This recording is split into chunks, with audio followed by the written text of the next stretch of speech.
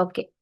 இன்றைக்கு நாங்கள் வந்து எங்களோட இன்ஸ்டிடியூட் மூலமாக நடத்தப்பட்ட மூன்றாம் தவணை பரீட்சை, அதாவது ஐசிடி பாடம். சரியா? ஐசிடி பாடத்தின் விடைகள் வந்து பார்க்க போகிறோம். சரிதானே? எல்லார்ட்ட கையிலையும் பேப்பர் கிடைச்சிருக்கு தானே பிள்ளைகள்? ரைட். அப்போ பேப்பர் கையில் இருக்குன்னு சொன்னால் நாங்கள் இப்போ ஃபுல்லாக நான் தான் ஆன்சர் சொல்லி கொண்டு போக போகிறேன். அதில் இப்போ உங்களுக்கு 4 விடைன்னு சொல்லி சொன்னால் அந்த 4 விடையில் சரியான விடையையும் விளங்கப்படுத்தி அதில் மேலதிகமாக வரப்போகிற மிச்சம் 3 விடைகளுக்கு உரிய விளக்கமும் இதில் சேர்த்து வரும். சரி, அப்போ உங்களுக்கு அதில் அடிஷ்னலாக வரப்போகிற ஏதாவது முக்கியமான பாயிண்ட்ஸ் தேவைன்ற பட்சத்தில் நீங்கள் அதை எழுதி வச்சு கொள்ளலாம். சரியா? ஓகேயா? ரைட். அப்போ ஸ்டார்ட் பண்ணுவோமா? ஓகே. சரி. முதலாவது பார்ட் 1. பார்ட் 1ல் பார்த்தீங்கன்னா எங்களுக்கு முதலாவது கேள்வி எப்போவுமே ஒரு ஷார்ட் அண்ட் ஃபார்ம் தந்து அதன் விரிவாக்கம் தான் முதலாவது கேள்வியாக பெரும்பாலும் வாருது. இப்போ உதாரணத்துக்கு சொல்ல போனால் சிபியு, என்ஐசி, ரெம், ரொம் அப்படியான வேர்ட்ஸுகள் தான் பெரும்பாலுமே வரும். சரி, அப்போ அதில் நாங்கள் வந்து போட்டிருக்கிற கேள்வி பார்த்தீங்கன்னா என்ஐசி என்பதன் விரிவு யாது? சரியா? என்ஐசின்னு சொல்லக்குள்ள அது வந்து என்ன, எங்களுக்கு ஒரு வலையமைப்பு சாதனங்களுக்குள்ள வரப்போற ஒரு சாதனம் என்ற வகையில வரும். சரியா? அப்ப அதுல இதை சொல்லுவோம் நெட்வொர்க் இன்டர்ஃபேஸ் கார்டுன்னு சொல்லி. சரியா? இதுண்ட படம் பார்த்தீங்கன்னா உங்களுக்கு கீழே கொடுத்துருக்குறோம். இது வந்து ஒரு இன்டர்நெட்டோட கனெக்ட் பண்ணுறதுக்காக பாவிக்கிற ஒரு டிவைஸ் தான் என்ஐசி கார்டுன்னு சொல்லி சொல்றது. சரியா? அப்போ என்ஐசின்ற ஃபுல் ஃபார்ம் முழு விரிவு பார்த்தீங்கன்னா நெட்வொர்க் இன்டர்ஃபேஸ் கார்டுன்னு வரும். அதில் மேலதிகமாக வர்ற 3 விடையில இருக்கிற ஒவ்வொரு சொற்களும் பார்த்தீங்கன்னா அதில் சில சில வேர்ட்ஸ் வந்து ஆர்டர் மாதிரி கொடுத்துருக்குது. அதால் அது வந்து இதில் எங்களுக்கு இம்பார்ட்டன்ட் இல்லை. நெட்வொர்க் இன்டர்ஃபேஸ் கார்டுன்றது தான் இதுக்குரிய சரியான விடை. சரியா? வலையமைப்பு இடைமுக அட்டைன்னு தமிழில் சொல்லுவோம். சரியா? வலையமைப்பு இடைமுக அட்டை. சரியா பிள்ளைகள்? ஓகே. அப்போ முதலாவது கேள்வி எல்லாரும் சரியா? ரைட். இதே போல் வேற கேள்வி வரும்னு சொன்னால் ரெம் எடுக்கலாம். ரெம்முக்கு வந்து ரேண்டம் ஆக்சஸ் மெமரின்னு எழுதலாம். சிபியூ வரலாம். சென்ட்ரல் ப்ரோசஸிங் யூனிட்னு சொல்லுவோம். அதை விட ரொம் இருக்குது, அதை வந்து ரீட் ஒன்லி மெமரின்னு சொல்லுவோம். சரியா? அப்படி சில சில இப்படி சுருக்கங்கள் தந்து அதுக்குரிய விரிவாக்கம் வந்து உங்களுக்கு முதலாவது கேள்வியாக வரலாம். அல்லது இப்போ உதாரணத்துக்கு சொல்ல போனால் கணனியின் தந்தை யார்? உங்களுக்கு தெரியும், சார்ல்ஸ் பபேஜ்ன்றவர் தான் கணனியினுடைய தந்தை. அதாவது கணனியை முதல் முதல் அறிமுகப்படுத்தியவர் சார்ல்ஸ் பபேஜ். அப்ப அப்படி முதலாவது ஃபர்ஸ்ட் கேள்வி கணனியின் வரலாற்றோட தொடர்புடைய மாதிரி இருக்கும். அப்படி இல்லைன்னு சொன்னா இப்படியான விரிவாக்கங்கள் தந்து அதை கண்டுபிடிக்க சொல்லி வரும். சரியா? ரைட். அடுத்த கேள்வி ரெண்டாவது, கணனியின் முதல் செய்நிரலாளர் என அழைக்கப்படுபவர் யார்? சரியா? அதாவது கம்ப்யூட்டருண்ட ஃபர்ஸ்ட் ப்ரோக்ராமர் யாருன்னு கேட்டிருக்கு. சரியா?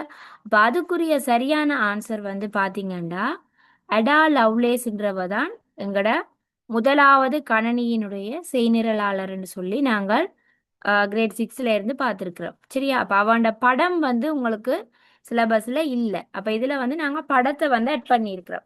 அடா லவ்லேஸ்ன்றவ தான் கம்ப்யூட்டருண்ட ஃபர்ஸ்ட் ப்ரோக்ராமர். அதாவது இவ வந்து கணனிட முதல் செய்நிரலாளர் என்ற ஒரு பெரிய ஒரு விருதை வாங்கினது மட்டும் இல்லாமல் இவ தான் முதலாவது கணனியோட தொடர்புடைய பெண்மணியும் கூட. சரியா? அப்போ அதால அடா லவ்லேஸ்ன்றவ வந்து மிகவும் முக்கியமான ஒரு நபர் கணனியை பொறுத்தவரையில. சரியா? அப்ப அதுல இருக்கிற மற்ற ஆன்சர்ஸ் பாத்தீங்கன்னு சொன்னா சார்ல்ஸ் பபேஜ், இவர் தான் அந்த சார்ல்ஸ் பபேஜ் கணனியினுடைய தந்தை. கணனியை முதல் முதல் அறிமுகம் செய்தவர் வந்து இந்த சார்ல்ஸ் பபேஜ். சரியா? அப்ப இவற்ற படங்கள் வந்து சில நேரம் தரலாம், அதுக்காக படங்களோட போட்டிருக்கோம். சரியா? படத்தை வடிவா பார்த்து வச்சுக்கொள்ளுங்க. கணனியினுடைய தந்தை சார்ல்ஸ் பபேஜ். சரியா? அடுத்தது வந்து ஜான் வின்சென்ட் அண்டனாசோஃப்னு சொல்லி சொல்லுவோம். அவரை ஷார்ட்டா ஜான் வின்சென்ட் தான் சொல்றது. இவர் யாருன்னு சொல்லி சொன்னா ஃபர்ஸ்ட் எலக்ட்ரானிக் டிஜிட்டல் கம்ப்யூட்டரை அறிமுகப்படுத்தியவர். தமிழ்ல சொல்ல போனா முதலாவது இலத்திரனியல் கணனியை வந்து உலகுக்கு அறிமுகப்படுத்தியவர் வந்து இந்த ஜான் வின்சென்ட் என்ற நபர். சரியா? அதே மாதிரி ஜான் வான் நியூமன் அல்லது ஜான் நியூமன் என்று சொல்லுவான். இவர் வந்து எனியக் என்ற கம்ப்யூட்டரை கண்டுபிடிச்சவர். ENIAC-ன்றது என்னது? எங்களோட கிரேட் 7 ICT சிலபஸ்ல முதலாவது பாடம் பார்த்த நாங்கள் கம்ப்யூட்டர்ன்ற ஜெனரேஷன்கள் என்ன, முதலாம் தலைமுறை கணனி, இரண்டாம் தலைமுறை கணனி, மூன்றாம் தலைமுறை கணனிகள், நான்காம் தலைமுறை கணனி என்று சொல்லி. சரி, அப்ப அந்த வகையில எங்களோட முதலாவது தலைமுறை கணனிகளுக்குள்ள வரப்போற உதாரணம் தான் இந்த ENIAC. என்ன, அப்ப இந்த ENIAC-ன்றது ஒரு ரூம் அளவு பெரிய கணனியை கொண்டது. மற்றது இங்க வந்து பயன்படுத்தின மின்னணு தொழில்நுட்பம் பார்த்தீங்கன்னு சொன்னா என்ன, வேக்யூம் டியூப்ஸை தான் வந்து பயன்படுத்தினவை. அப்ப அப்படியான ஒரு கம்ப்யூட்டரை இந்த உலகுக்கு அறிமுகம் செய்தவர் தான் இந்த ஜான் நியூமன் என்ற நபர். சரியா, அப்ப நாங்க இதுல 4 பேரை பற்றி பார்த்துருக்கிறோம். அடா லவ்லேஸ், அடுத்தது சார்ல்ஸ் பபேஜ், அடுத்தது ஜான் வின்சென்ட், அடுத்தது ஜான் நியூமன். சரியா, அப்ப இது எங்கட 2வது கேள்விக்குரிய ஆன்சர். சரியான விட அடா லவ்லேஸ் தான் சரியான விடை. சரியா, அடுத்தது 3வது கேள்வி. 8 பிட் இற்கு சமவலுவானது. சரியா, 8 பிட்டுக்கு வந்து சமவலுவானது ஒரு பைட். இது வந்து கணனியினுடைய கணக்கு. சரி, அப்ப கணனி விளங்கி கொள்ளக்கூடிய மொழி பார்த்தீங்கன்னா இரும மொழின்னு சொல்லுவோம். இரும மொழின்னு சொல்லி சொன்னா என்னண்டா 2, அதாவது ஒன்றில் 0 அல்லது 1, இந்த 2 இலக்கங்களை மட்டும்தான் நாங்க இரும மொழின்னு சொல்லுவோம். சரி, அப்ப கணனி விளங்கி கொள்ளக்கூடிய மொழியும் அதுதான். 0, 1 என்ற இந்த 2 இலக்கங்களை மட்டும்தான் கணனி விளங்கி கொள்ளும். அப்ப அதை வச்சு கொண்டுதான் இதுல அந்த கேள்வியை எடுத்திருக்கணும். 8 பிட்டுன்றது ஒரு அளவு. இப்ப உதாரணத்துக்கு நீங்க மேத்ஸ்ல படிச்சிருக்கிறீங்க, கிலோகிராம், கிராம், சென்டிமீட்டர், மீட்டர், அடுத்தது சென்டிமீட்டர், மில்லிமீட்டர், அதுகள் படிச்சிருப்பீங்க தானே. அதை போலதான் இதுவும். சரியா, அப்ப 8 பிட்டுன்றது ஒரு பைட். சரியா, அப்ப இருக்கிறதுலயே மிகவும் குறுகிய அளவீடுன்னு சொல்லி சொன்னா இந்த நிப்பிள்ன்றது தான் குறுகிய அளவீடு. சரியா, அப்ப ஒரு நிப்பிள்னு சொல்லி சொன்னா அது 4 பிட்டுக்கு சமன். இப்ப உதாரணத்துக்கு 100 சென்டிமீட்டர்ன்றது ஒரு மீட்டர், அல்லது ஒரு மீட்டர்ன்றது 100 சென்டிமீட்டர். இது வந்து உங்களோட மெட்ஸின் தியரி. அதே போலதான் கணனிலையும் பயன்படுத்துகிற தியரி வந்து இது. ஒரு நிப்பிள்ன்றது 4 பிட். அதே மாதிரி 8 பிட்டுன்னு சொல்லி சொன்னா, ரைட், 8 பிட்டுன்னு சொல்லி சொன்னா ஒரு பைட். சரியா, அத போல ஒரு பைட். சரிதானே, 8 பிட் ஒரு பைட்ன்ற மாதிரி ஒரு பைட்ன்றது ஒரு கேபி. சரியா, கேபின்னு சொன்னா கிலோ பைட்ன்னு சொல்லுவோம். அதோட விரிவாக்கம் கிலோ பைட். ரைட், அதே மாதிரி ஒரு கிலோ பைட் ஒரு எம்பின்னு சொல்லுவோம். சரியா, அத மாதிரி ஒரு எம்பி ஒரு ஜிபின்னு வரும். ஜிபின்னா ஜிகாபைட், எம்பின்னா மெகாபைட். ரைட், அடுத்தது ஒரு ஜிபி ஒரு டிபிக்கு சமன், டெராபைட்னு சொல்லுவோம். சரியா, இதில் ஷார்ட் அண்ட் ஃபார்மாக தான் உங்களுக்கு வரும். அதையும் தாண்டி வருமா இருந்தால் கிலோபைட், மெகாபைட், ஜிகாபைட், டெராபைட்னு சொல்லுவோம். சரி, அப்போ இதில் வந்து உதாரணத்துக்கு இப்போ ஒரு கேபின்றது வந்து கிட்டத்தட்ட 1024ன்றதுக்கு சமன். சரியா, 1024ன்றது தான் ஒரு கேபி. ஒரு கேபின் அளவு வந்து 1024, அது மாறாது. அதே போல தான் எல்லாத்துக்கும் ஒரு எம்பின்னு சொன்னால் அதுவும் ஒரு 1024 என்ற எண்ணிக்கையில தான் போய்கொண்டே இருக்கும். சரியா, ரைட். அப்போ இது எங்களோட 3வது கேள்வி. 8 பிட்டிற்கு சமவலுவானது ஒரு பைட். சரியா, அடுத்தது வந்து 4வது கேள்வி. டிவிடியின் கொள்ளளவாக கருதக்கூடியது. சரியா, இப்போ எங்களுக்கு சிடி, டிவிடி, ப்ளூரே, இந்த 3 சாதனங்கள் இருக்கு. இப்போ நாங்கள் கணனியின் நினைவகங்களை வந்து எப்படி நாங்கள் முக்கியமான பகுதிகளை முதன்மை நினைவகம், 2ஆம் நிலை நினைவகம் என்று பிரிக்கிறோமோ அதே மாதிரி கணனியில பார்த்தீங்கன்னா இருக்கிற தேக்க சாதனங்களை வந்து 3 தொழில்நுட்பத்துக்கு ஏற்ப நாங்கள் பிரிக்கலாம். எப்படின்னு சொன்னா காந்த ஊடகவியல் சாதனங்கள், ஒளியியல் ஊடக சாதனங்கள், திண்மநிலை ஊடகவியல் சாதனங்கள் என்று சொல்லுவோம். அப்ப காந்த நிலை ஊடக சாதனங்கள் சொல்லி சொன்னா அதாவது அதுல காந்த சக்தி வந்து இருக்கக்கூடிய, உதாரணத்துக்கு ஃப்ளாப்பி டிஸ்க் அதுகள் வரும். சரியா, மற்றது ஹார்ட் டிஸ்க் வரும், ஃப்ளாப்பி டிஸ்க், ஜிப் டிஸ்க்னு சொல்லுவோம். இதுகள் எல்லாமே காந்தவியல் ஊடக சாதனங்களுக்குரிய உதாரணம். சரியா, சிடி, டிவிடி, ப்ளூரே இருக்குத்தானே, இதுகள் வந்து ஒளியியல் ஊடக சாதனம் என்று சொல்லுவோம். ஏன்னு சொன்னா அந்த ஒளியியல் ஊடக சாதனங்கள்ல வந்து இப்போ உதாரணத்துக்கு சீடியை எடுத்தீங்கன்னா சீடியை வந்து இப்படி நீங்கள் ரவுண்டாக சுற்றி பார்க்கலாம், அதில் மல்டி கலர் வந்து தெரிகிற மாதிரி இருக்கும். அதை சொல்லுவோம் லேசர்ன்னு சொல்லி. சரியா? அதை லேசர்ன்னு சொல்லுவோம். அப்போ அந்த லேசர் தான் ஒளியியல் தொழில்நுட்பம்ன்ற. அதான் அந்த லேசர் தொழில்நுட்பம் இருந்தால் அது ஒரு ஒளியியலோட சாதனமாக இருக்கும். அப்போ அது அந்த சிடி, டிவிடி, ப்ளூரே இதுகளில் எல்லாமே இந்த டிவிடி வந்து கட்டாயம் இருக்கும். சரியா? அப்போ அந்த டிவிடின்ற கெப்பாசிட்டி கொள்ளளவு வந்து எவ்வளவுன்னு சொல்லி சொன்னால் 4.7 ஜிபின்னு சொல்லியிருக்கு. சரியா? மற்றது எம்பின்ற எல்லாம் இருக்குது, அது பிழையான விட. 4.7 ஜிபி தான் சரியான விட. ரைட்? அதே போல் சிடி இருக்குது. சிடி பார்த்தீங்கன்னு சொன்னால் முந்தி இருந்த சீரியல் எல்லாம் 750 எம்பின்ற கணக்கில் தான் இருந்தது. ஆனால் இப்போ பார்த்தீங்கன்னு சொன்னால் வர்ற சீடிகள் வந்து நாளுக்கு நாள் கெப்பாசிட்டி கூடின சீடிகளும் வருது. அப்போ அதால் சீடின்ற கொள்ளளவை வந்து நாங்கள் அக்யூரேட்டாக துல்லியமாக இதுதான் கணக்குன்னு வந்து சொல்ல இயலாது. ஆனால் டிவிடிக்கு வந்து மேக்ஸிமம் 4.7 ஜிபி தான் அதோட கொள்ளளவாக இருக்கும். சரியா? ரைட். அடுத்த கேள்வி, கணனி முறைமையிலிருந்து சத்தத்தை வெளியீடாக பெறுவதற்கு பயன்படும் சாதனம். அப்ப கம்ப்யூட்டர் சிஸ்டத்துல சவுண்ட் இருக்கு தானே, சவுண்ட் எங்களுக்கு அவுட்புட்டா தர்ற டிவைஸ் எதுன்னு சொல்லி பாத்தீங்கன்னா ஒலிபெருக்கி. சரியா? ஒலிபெருக்கி தான் எங்களுக்குரிய சவுண்டை வந்து வெளியில கேட்கக்கூடிய மாதிரி தெரியப்படுத்துறேன். இப்போ உதாரணத்துக்கு உங்களோட ஸ்கூல்ல ஏதாவது ஒரு ஃபங்க்ஷன் சொன்னா அந்த ஃபங்க்ஷன்ல மைக் கட்டாயம் வச்சிருப்பேன். அந்த மைக் இருந்தால் அந்த மைக் மூலமா எங்களுக்கு வர்ற சவுண்ட் வந்து ஒரு ஸ்பீக்கர் மூலமா தான் வெளியில வரும். அப்ப ஒலிபெருக்கின்றது அங்க ஒரு வெளியீட்டு சாதனமா இருக்குது, எங்களுக்கு சத்தத்தை வெளியிட தருது. அதனால அது ஒரு வெளியீட்டு சாதனமா இருக்குது. சரியா? அப்ப அடிஷனலா ஒலிபெருக்கின்றது வந்து ஒரு வெளியீட்டு சாதனம். அதை விட பார்த்தீங்கன்னா அதுல தந்திருக்கிற மற்ற ஆன்சர்கள் இருக்குத்தானே. வருடி, நுணுக்கு பண்ணி. வருடின்னு சொன்னா ஸ்கேனர். சரியா? ஸ்கேனர் வந்து பார்த்தீங்கன்னா ஃபோட்டோ காப்பி கடைகளில் வந்து இருக்கும். உதாரணத்துக்கு கம்யூனிகேஷன் அதில் இருக்குது தானே. அங்கே பார்த்தீங்கன்னு சொன்னால் உங்களுக்கு ஒரு பேப்பரை நீங்கள் கொடுத்தீங்கன்னா அதை பிரிண்ட் பண்ணியோ இல்லாட்டி ஃபோட்டோ காப்பி அடித்தோ தருவினோம். அதே கடையில் ஸ்கேனர்ன்ற ஒரு மிஷினுமே வந்து இருக்குது. அந்த ஸ்கேனர்னா இப்போ நீங்கள் ஒரு பேப்பர் ஒன்றா கொடுக்குறீங்க, அதை என்ன செய்யணும், ஸ்கேன் பண்ணி போட்டு அப்படியே பிரிண்ட் எடுத்து தருவீங்க. ஸ்கேன் பண்ணுறேன்னா நீங்கள் கொடுக்குற பேப்பரில் இருக்கிற விஷயத்த வந்து அப்படியே ஒருக்கா ஃபுல்லாக ரீட் பண்ணுற மாதிரி வாசித்து போட்டு அதை அப்படியே இன்னொரு பேப்பரில் பிரிண்ட் பண்ணி தர்றது. அதுதான் அந்த ஸ்கேனிங் மிஷினுடைய வேலை. சரியா? அப்போ அது வந்து என்ன, ஒரு உள்ளீட்டு சாதனம். நுணுக்கு பண்ணின்னு சொல்லி சொன்னால் என்ன, நுணுக்கு பண்ணின்றது இங்கிலீஷில் மைக்ரோஃபோனுன்னு சொல்லி சொல்லுவோம். சரியா? அப்போ மைக்ரோஃபோனுன்னு சொல்லி சொன்னால் என்னண்டா, இப்போ உங்களோட ஸ்கூலில் பார்த்தீங்கன்னா ஸ்கூலில் செமினார்ஸ் அப்படி அதுகள் நடக்கும் தானே.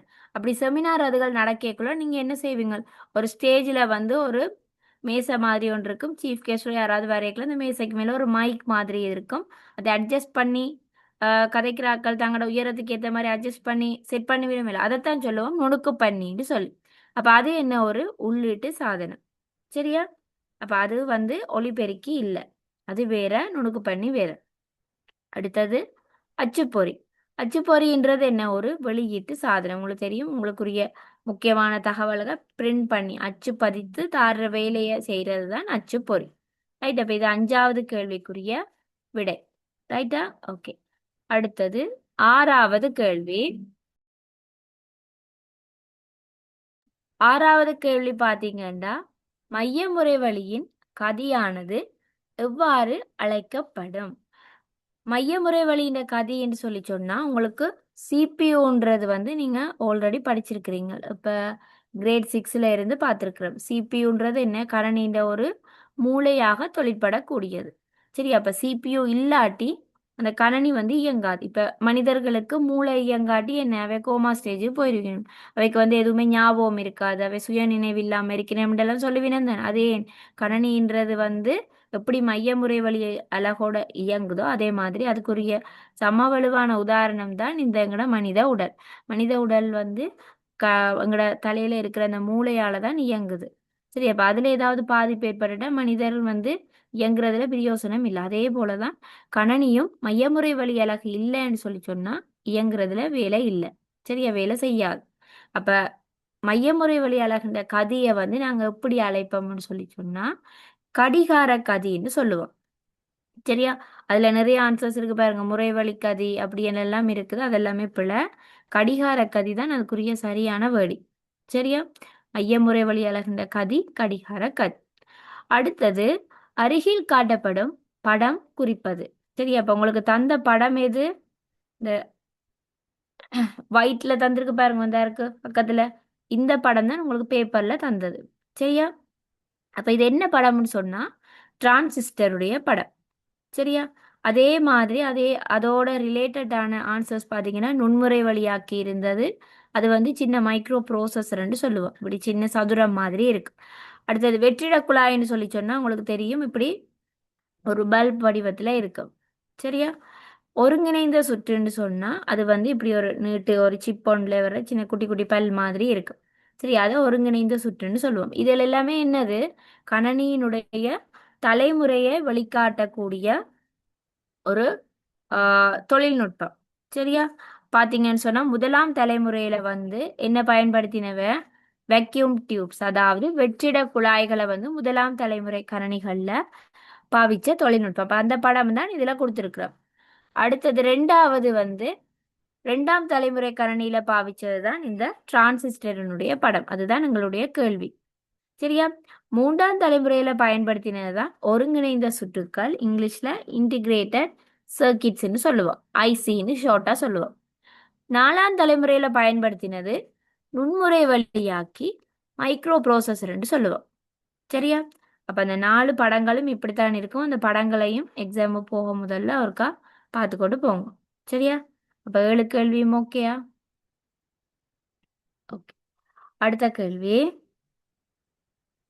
ரைட். அப்ப இனி பார்த்தீங்கன்னு சொன்னா எங்கட 8வது கேள்வி, ப்ளூரே வட்டு எவ்வகை சாதனம்? இது நான் ஆல்ரெடி சொல்லியிருந்தேன்னா சிடி, டிவிடி, ப்ளூரே இந்த மூன்றுமே என்ன? ஒளியியல் ஊடக சாதனங்கள்னு சொல்லி பார்த்தனாங்க. சரி, அப்போ அதில் லேசர் தொழில்நுட்பம் பயன்படுத்துகிறோம். அதால் ப்ளூரே வட்டுன்றது வந்து என்ன? ஒரு ஒளியியல் ஊடக சாதனம். அடுத்தது 9வது கேள்வி, முதலாம் தலைமுறை கணனியில் பயன்படுத்தப்பட்ட மின்னணு தொழில்நுட்பவியல். சரியா? அப்ப இது நாங்க இப்ப 2 3 கேள்வியில பார்த்து கொண்டு வரோம் தொடர்ச்சியா. இப்ப முதலாம் தலைமுறை கணனியில பயன்படுத்தப்பட்ட தொழில்நுட்பம் தான் வந்து வெற்றிட குழாய். அதோட படம் முதல்ல காட்டியிருந்தேன் நான். அதே மாதிரி ரெண்டாம் தலைமுறை கணனியில பயன்படுத்தினது வந்து இந்த டிரான்சிஸ்டர். சரியா? டிரான்சிஸ்டர்ன்ற படமும் உங்களுக்கு தெரியும் எப்படி இருக்கும்னு சொல்லி. அடுத்தது மூன்றாம் தலைமுறை கணனி ஒருங்கிணைந்த சுற்றுன்னு சொல்லுவோம். அதுவும் படம் வந்து காட்டியிருக்கிறோம். சரியா? முதல் கேள்வியில வந்திருக்கு. நான்காம் தலைமுறையில வந்து நுண்முறை வழி ஆக்கி. அப்ப இதுல ஒவ்வொரு தலைமுறையும் கூட கூட கணனியை பயன்படுத்தின அளவு, அதாவது கணனீண்ட அளவு, சரியா? கணனீண்ட சைஸ் இருக்கு தானே, அது என்ன படிப்படியா குறைஞ்சு கொண்டு வந்தது. முதலாம் தலைமுறையில பாத்தீங்கன்னா ஒரு ரூம் அளவு பெரிய கணனி இருந்தது. ரெண்டாம் தலைமுறையில ஒரு ரூம்ல அரைவாசிக்கு பயன்படுத்தக்கூடிய மாதிரி கணனி இருந்தது. மூன்றாம் தலைமுறையில என்ன வந்தது? அந்த அரைவாசியிலையும் கொஞ்சம் சின்ன சைஸ்ல வர தொடங்கினது. நான்காம் 5ஆம் தலைமுறைகள்ல பார்த்தீங்கன்னா நான்காம் தலைமுறையில தான் லேப்டாப்னு ஒன்று வந்தது. அது வந்து என்ன? எங்களை கையில வச்சு பாவிக்கக்கூடிய மாதிரி கைக்கு அடக்கமான முறையில இந்த நான்காம் தலைமுறை கணனி வந்து இருந்தது. 5ஆம் தலைமுறையில இப்போ எங்களுக்கு ஏஐ தொழில்நுட்பம் வந்துடுச்சு. அப்போ நாங்கள் இருக்கிறது என்ன? 5ஆம் தலைமுறைக்கு அண்டின மாதிரி தான் நாங்கள் இருக்கிறோம். 4ஆம் தலைமுறையோட சேர்த்து 5ஆம் தலைமுறையும் எங்களோட இணைஞ்சிட்டுது. என்ன சொன்னால் ஏஐன்னு தொழில்நுட்பம் வந்துட்டு தானே, அதால் 5ஆம் தலைமுறைன்னு நாங்கள் எடுக்கலாம். சரியா? அப்போ இது வந்து 9வது கேள்வி. லாஸ்டா 10வது கேள்வி பாருங்கோ. 10வது கேள்வியில் அது ஒரு இமெயிலோட தொடர்பான கேள்வி. அளிக்கப்பட்ட மின்னஞ்சல்கள் தற்காலிகமாக சேமிக்கப்படும் இடம் யாது?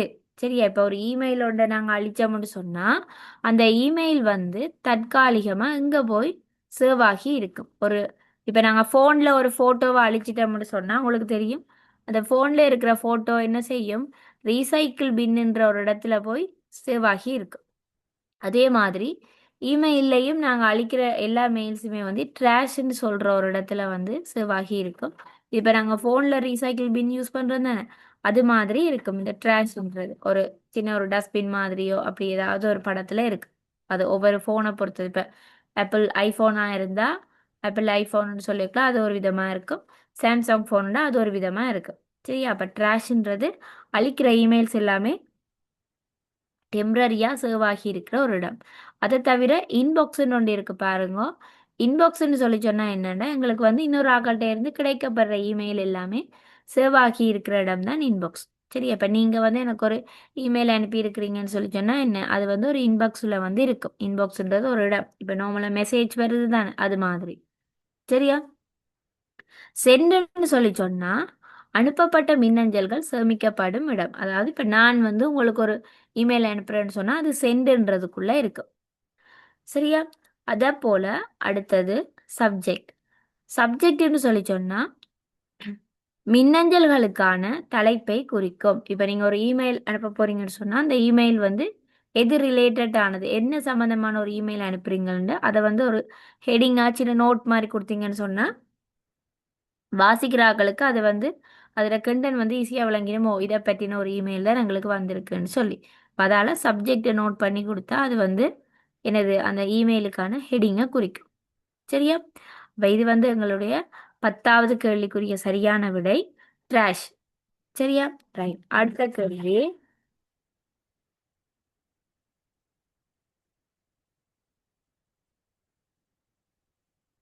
11வது கேள்வி. சரியா? 11வது கேள்வி பார்த்தீங்கன்னா இலவச மின்னஞ்சல் முகவர்களுக்கான உதாரணமாக அமையாதது. சரி, அப்ப இலவச மின்னஞ்சல் முகவர்கள்னு சொல்லி சொல்லியிருக்கல, இப்ப எங்களுக்கு எல்லாருக்குமே ஒவ்வொரு இமெயில் ஒன்று இருக்கும். இமெயில்னு சொல்லி சொன்னா எங்களுக்கு எங்களோட முக்கியமான டாக்குமெண்ட்ஸ் எல்லாத்தையுமே நாங்கள் சேஃபாக அனுப்பணும்டா அதை இமெயிலை யூஸ் பண்ணி அனுப்பலாம். அதே நேரத்தில் அது எங்கே இருக்கிறாரா இருந்தாலும், இப்போ உதாரணத்துக்கு சொல்ல போனால் இப்போ இலங்கையில் இருக்கிற ஒரு ஆள் வந்து வெளிநாட்டில் இருக்கிற ஒரு ஆளுக்கு ஒரு அவசரமாக ஒரு டாக்குமெண்ட் அனுப்பணும்னு சொல்லி சொன்னால் அது வந்து இமெயில் மூலமாக அனுப்பலாம். மெயின் சொன்னால் அது செக்யூர். அதே நேரத்தில் அது கன நாளைக்கு அப்படியே இருக்கும் அனுப்பினது. இப்போ நாங்கள் நார்மலாக வாட்ஸ்அப் அதில் அனுப்பலாம். என்ன, வாட்ஸ்அப்பில் அனுப்பினா வந்து கனகாலமானால் அது வந்து ஒரு இப்போ ஃபோன் உங்களுக்கு யூஸ் பண்ண இல்லாமல் மாற்றி வாட்ஸ்அப்பை மாற்றினோம்னு சொன்னால் என்ன சில நேரங்களில் அழிகிறதுக்கான வாய்ப்பு இருக்குது. ஆனால் அந்த இமெயில் வந்து கனகாலத்துக்கு இருக்கும் அப்படியே. அதால் இமெயில் மூலமாக நாங்கள் அனுப்புகிறது டாக்குமெண்ட்ஸ் வந்து எங்களுக்கு சேஃப் கூட. சரி, அப்போ அப்படி இமெயிலுக்குரிய ஏஜென்ட்ஸ் வந்து நிறைய இருக்குது. அப்போ அப்படியான ஏஜென்ட்ஸ் தான் வந்து பார்த்தீங்கன்னா என்னென்ன, ஜிமெயில், யாஹூ, ஹொட்மெயில், இது எல்லாமே இலவச மின்னஞ்சல்களுக்கான முகவர்கள். Gmail, Yahoo, Hotmail. ஐமேப்ன்றது இமெயிலோட தொடர்பான ஒரு வேர்ட் தான். ஆனால் அது வந்து இமெயிலுக்கான முகவர் இல்லை. இமெயிலில் ஐமேப் பொப்புன்னு சொல்லி 2 விஷயம் இருக்குது. அது வந்து நாங்கள் அந்த அனுப்ப போகிற இமெயிலோட தொடர்பானதே ஒழிய இமெயிலை கிரியேட் பண்ணி தர்ற ஏஜென்ட்ஸ் வந்து ஐமேப் இல்லை. சரி, அது வந்து ஜிமெயிலும் ஜாஹூவும் ஹொட்மெயிலும் மட்டும்தான் எங்களுக்கான இலவச மின்னஞ்சல்களை உருவாக்கி தரக்கூடிய முகவர்கள். இப்போ நார்மலாக எங்களுக்கு ஒரு இமெயில் கிரியேட் பண்ண போகிறோம்னா அதுக்கு வந்து காசு வாங்காது அந்த சர்வர். சரி, அப்போ அது வந்து என்ன ஈஸியாக இலகுவாக எங்களுக்கு ஒரு இமெயிலை கிரியேட் பண்ணி தரும். அதுக்கு காசு எதுவுமே வாங்க மாட்டேன். அதால தான் அதை இலவச மின்னஞ்சல் முகவர்ன்னு சொல்கிறேன். சரியா? ரைட். அடுத்தது 12வது கேள்வி, கோப்பினை சேமிப்பதற்கான குறுக்குச்சாவி யாது? சரியா? அப்போ ஐடியை பொறுத்தவரையில் ஷார்ட்கட் கீஸ்ன்றது வந்து ரொம்ப முக்கியமான ஒரு பகுதி. சரியா? இப்போ ஒரு பெரிய பேராகிராஃப் ஒன்று டைப் பண்ணி கொண்டு வர சொல்லி இப்போ ஒரு கடையில் சொல்லினமா இருந்தால் ஐடி படித்த ஒரு ஆளாக இருந்தால் என்ன செய்வார், அதில் ஷார்ட் கீஸ் எல்லாமே தெரிஞ்சு வச்சுருந்தா கடந்து செய்து போட்டு கண்ட்ரோலோட எஸ்ஸை கொடுத்து சேவ் பண்ணி போட்டு அதை ஒரு பென்ட்ரைவில் ஏற்றி கொண்டே கொடுப்பினேன். இதே ஐடி படிக்காத ஒரு ஆளாக இருந்தால் அதுக்கு ஷார்ட்கட் கீஸ் வந்து பெரும்பாலும் தெரிஞ்சிருக்காது. தெரிஞ்சிருக்காடி என்ன செய்வினோம், அப்போ தான் நாங்கள் சேவ்ன்ற பட்டனை ஒரு இடமா போய் தேடி அதை சேவ் பண்ணி முடிச்சு அப்போ செய்கிற டைமிங் வந்து ஷார்ட்கட் கீஸை யூஸ் பண்ணி செய்யக்குள்ள டைமிங் வந்து ஈஸியாக குயிக்காக கொஞ்ச நேரத்துக்குள்ளே எங்களோட வேலையை முடிக்கக்கூடிய மாதிரி இருக்கும். அப்போ ஒரு ஃபைலை வந்து சேவ் பண்ணணும்னு சொல்லி சொன்னால் அதுக்குரிய ஷார்ட்கட் கீ வந்து Ctrl+Sன்னு சொல்லுவோம். இது கோப்பினை சேமித்த. அதே போல் Ctrl+Cன்னு சொல்லி சொன்னால் ஒரு விஷயத்தை கொப்பி பண்ணுறது. இப்போ கோப்பினை சேமிப்பதற்கான குறுக்குச்சாவி. இது எவ்வளோ சொல்லையுமே நாங்கள் கொப்பி பண்ணி இன்னொரு இடத்துல போட போகிறோம்னா அதுக்கு வந்து அது அவ்வளோத்தையுமே எப்படியே செலக்ட் பண்ணி போட்டு அதை வந்து கண்ட்ரோலோட சியை கொடுத்தோம்னு சொன்னால் கோப்பினை சேமிப்பதற்கான இந்த வேர்டிங் இருக்குது தானே, இது இவ்வளோத்தையுமே எங்களுக்கு என்ன செய்யும், கொப்பி பண்ணி தரும். சரியா?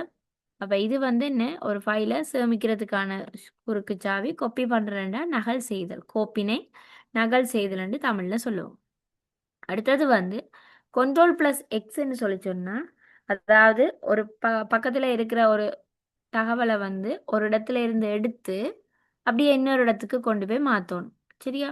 இப்போ இதில் இந்த கண்ட்ரோல் ப்ளஸ் எக்ஸ்ன்றது சாரி எஸ்ன்றது வந்து இந்த பக்கம் இருக்கு. சரியா? இப்போ என்ன செய்ய போகிறோம்?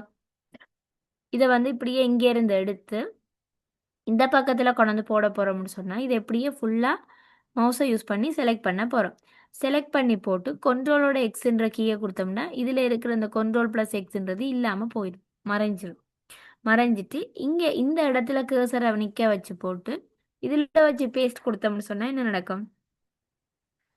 இதில் எங்களுக்குரிய அந்த சொல் வந்து பேஸ்ட் ஆகும். அப்போ இந்த இடத்துல இருந்து இதை தூக்குறதுக்கு பயன்படுத்துகிற ஷார்ட்கட் கீ தான் கண்ட்ரோல் ப்ளஸ் எக்ஸ் கட் பண்ணுறது. சரி, அதாவது கோப்பினை வெட்டுதல். அப்போ இதில் இருந்து எடுத்து இந்த பக்கத்துக்கு அதை கொண்டு வர போகிறோம்னு சொன்னால் அதுக்கு கண்ட்ரோல் ப்ளஸ் வின்னு சொல்லுவோம், பேஸ்ட்ன்னு சொல்லுவோம். அதாவது ஒரு இடத்துல இருந்து எடுத்து இன்னொரு இடத்துல வைக்கிறது. தமிழில் கோப்பினை ஒட்டுதல்னு சொல்லி சொல்லுவோம். சரியா? அப்போ காப்பி, பேஸ்ட், கட், சேவ் இவ்வளவும் உங்களுக்கு தெரிஞ்சிருக்க வேணும். சரிதானே? ரைட். இப்போ இது எங்கட 12வது கேள்வி.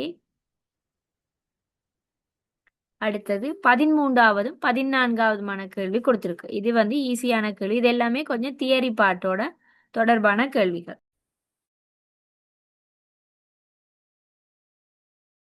அப்ப 13வது கேள்வி பார்த்தீங்கன்னா, கணனிக்கும் பயனருக்கும் இடையே தொடர்புடைமையை ஏற்படுத்தும் பாலமாக அமைவது எது?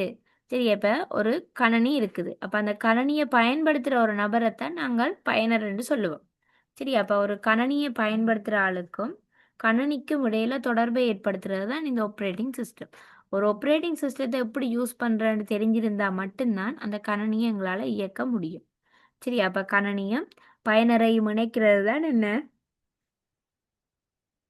இந்த பணிச்செயல் முறைமை என்று சொல்லுவோம். சரியா?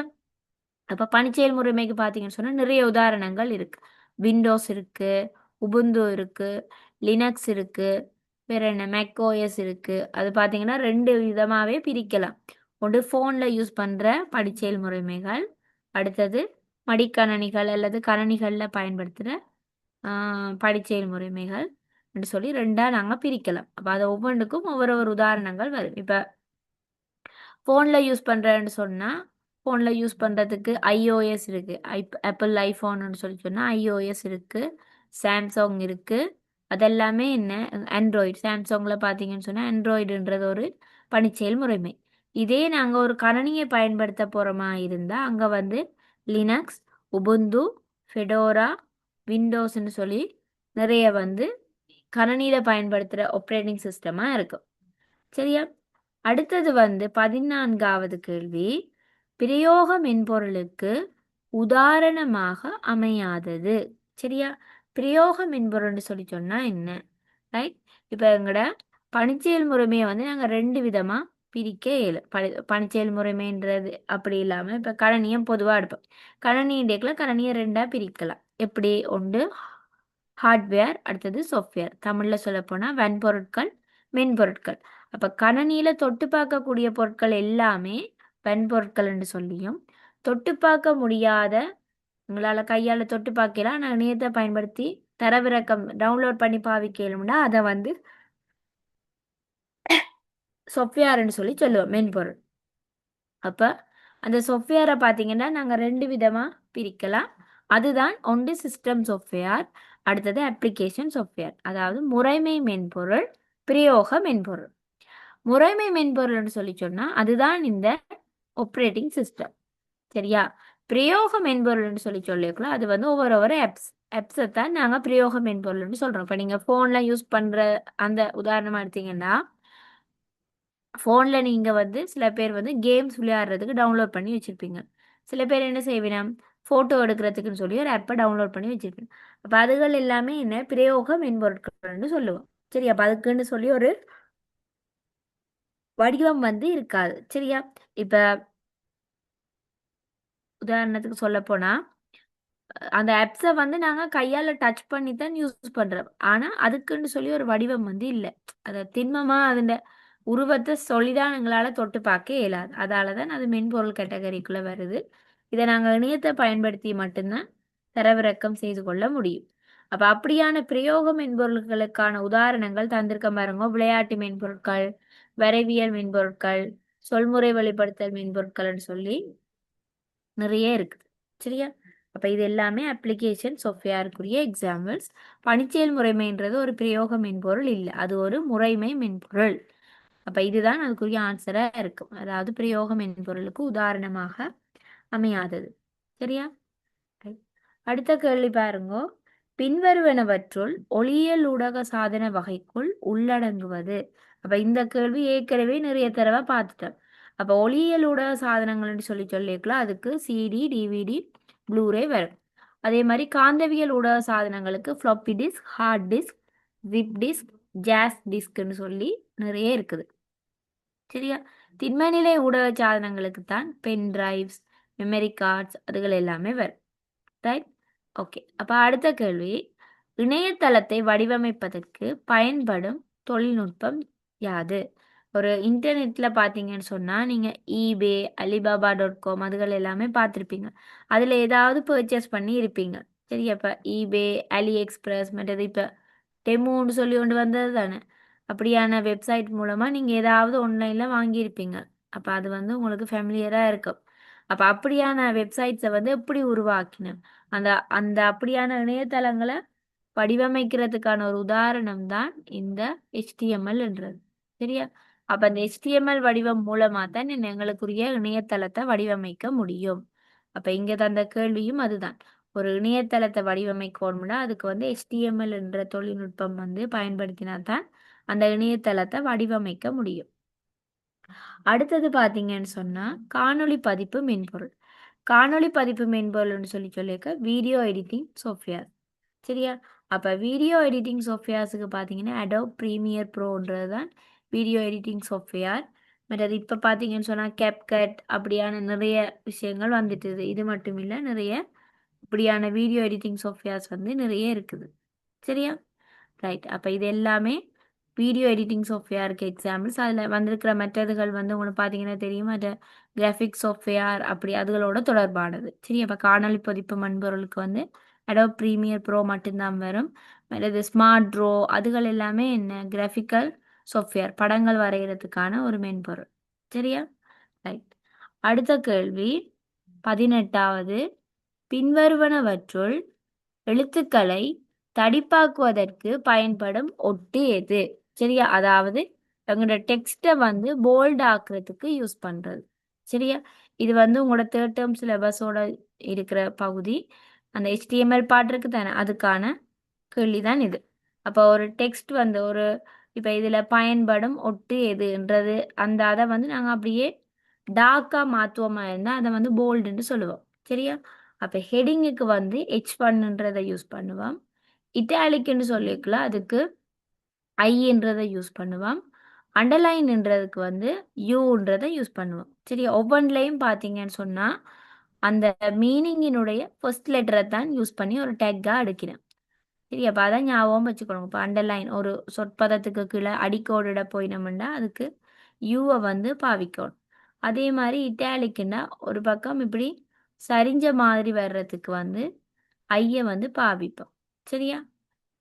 ஐ இட்டாலி. ஹெட்டிங் வந்து நிறைய விதமான ஹெட்டிங் இருக்குது. H1, H2, H3ன்னு சொல்லி இப்படி H1லேருந்து H6 வரைக்கும் ஹெட்டிங்ஸ் வந்து கொண்டே இருக்கு. சரியா? அப்போ இது வந்து எங்களுக்குரிய ஹெட்டிங்குகளுக்கான டேக்ஸ். இந்த ஒவ்வொரு டேக்கையும் பயன்படுத்தி தான் நாங்கள் HTML ஃபுல்லாகவே வடிவமைப்பு செய்வோம். சரியா? அப்போ இதில் தந்திருக்கிற கேள்விக்குரிய சரியான விட போல்ட், மற்றதுக்கான விளக்கம் வந்து கொடுத்துருக்குறது. சரியா? அது வேண்டாம் எழுதிக்கொள்ளும். Okay, right. அடுத்த கேள்வி 19வது, இமேஜ் ஒட்டின் பண்பு அல்லாதது. சரியா? அப்போ இமேஜ் டேக்குக்கு வந்து நிறைய அட்ரிபியூட்ஸ் வந்து இருக்கு. இப்போ எங்களோட பொடியை எடுத்துக்கோன்னு சொன்னால் எங்களோட பொடியில் வந்து மனித உடலில் கை, கால், கண், காது, மூக்கு அதெல்லாமே ஒவ்வொரு உறுப்பு. அதே மாதிரி இமேஜ்ன்றது ஒரு டேக், அதாவது படத்தை இன்சர்ட் பண்றதுக்கு பாவிக்கிறது தான் இந்த இமேஜ் டேக். அப்ப அந்த படத்தை இன்சர்ட் பண்றது பாவிக்கிற இந்த இமேஜ் டேக் பாத்தீங்கன்னா அங்க வந்து நிறைய அட்ரிபியூட்ஸ் வந்து இருக்கும், பண்புகள். சரியா? எஸ்ஆர்சின்றது வந்து அந்த படம் எங்க இருக்குது, ஒரு படம் சொன்னா அந்த படம் வந்து ஒரு இடத்துல சேவ் ஆகித்தானே இருக்கும். அந்த படம் சேவ் ஆகி இருக்கிற இடத்தை தான் எஸ்ஆர்சி சோர்ஸ்ன்னு சொல்லுவோம். சரியா? அதே போல வித் ஹைட்னு சொன்னா உங்களுக்கு தெரியும், அகலம் உயரம். சரியா? ஒரு படத்தை இன்சர்ட் பண்ணிக்க அந்த படத்துக்கு அகலம் உயரம் வந்து கட்டாயம் இருக்கு. அப்ப அது வந்து என்ன, ஒரு இமேஜினுடைய பண்பு. அப்ப இமேஜ் டெக்குன்னு சொல்லி இல்லாத அட்ரிபியூட் பார்த்தீங்கன்னு சொன்னா ஓர்டர்ட் லிஸ்ட், ஓஎல்ன்னு சொல்லுவோம். அப்ப இந்த ஓஎல்ன்றது வந்து என்ன அதோட அர்த்தம்னு சொன்னா, ஓர்டர்ட் லிஸ்ட்னு சொல்லியிருக்கலாம். இப்ப நீங்க மைக்ரோசாஃப்ட் வேர்டில் பார்த்துருப்பீங்க, 1 2 3 நம்பரிங் பண்றது. அடுத்தது இந்த புல்லட்ஸ் இருக்கு தானே, இப்படி டாட், அடுத்தது சதுரம், இப்படி ஸ்டார் மாதிரி டைமண்ட் ஷேப்ல எல்லாம் வரும்.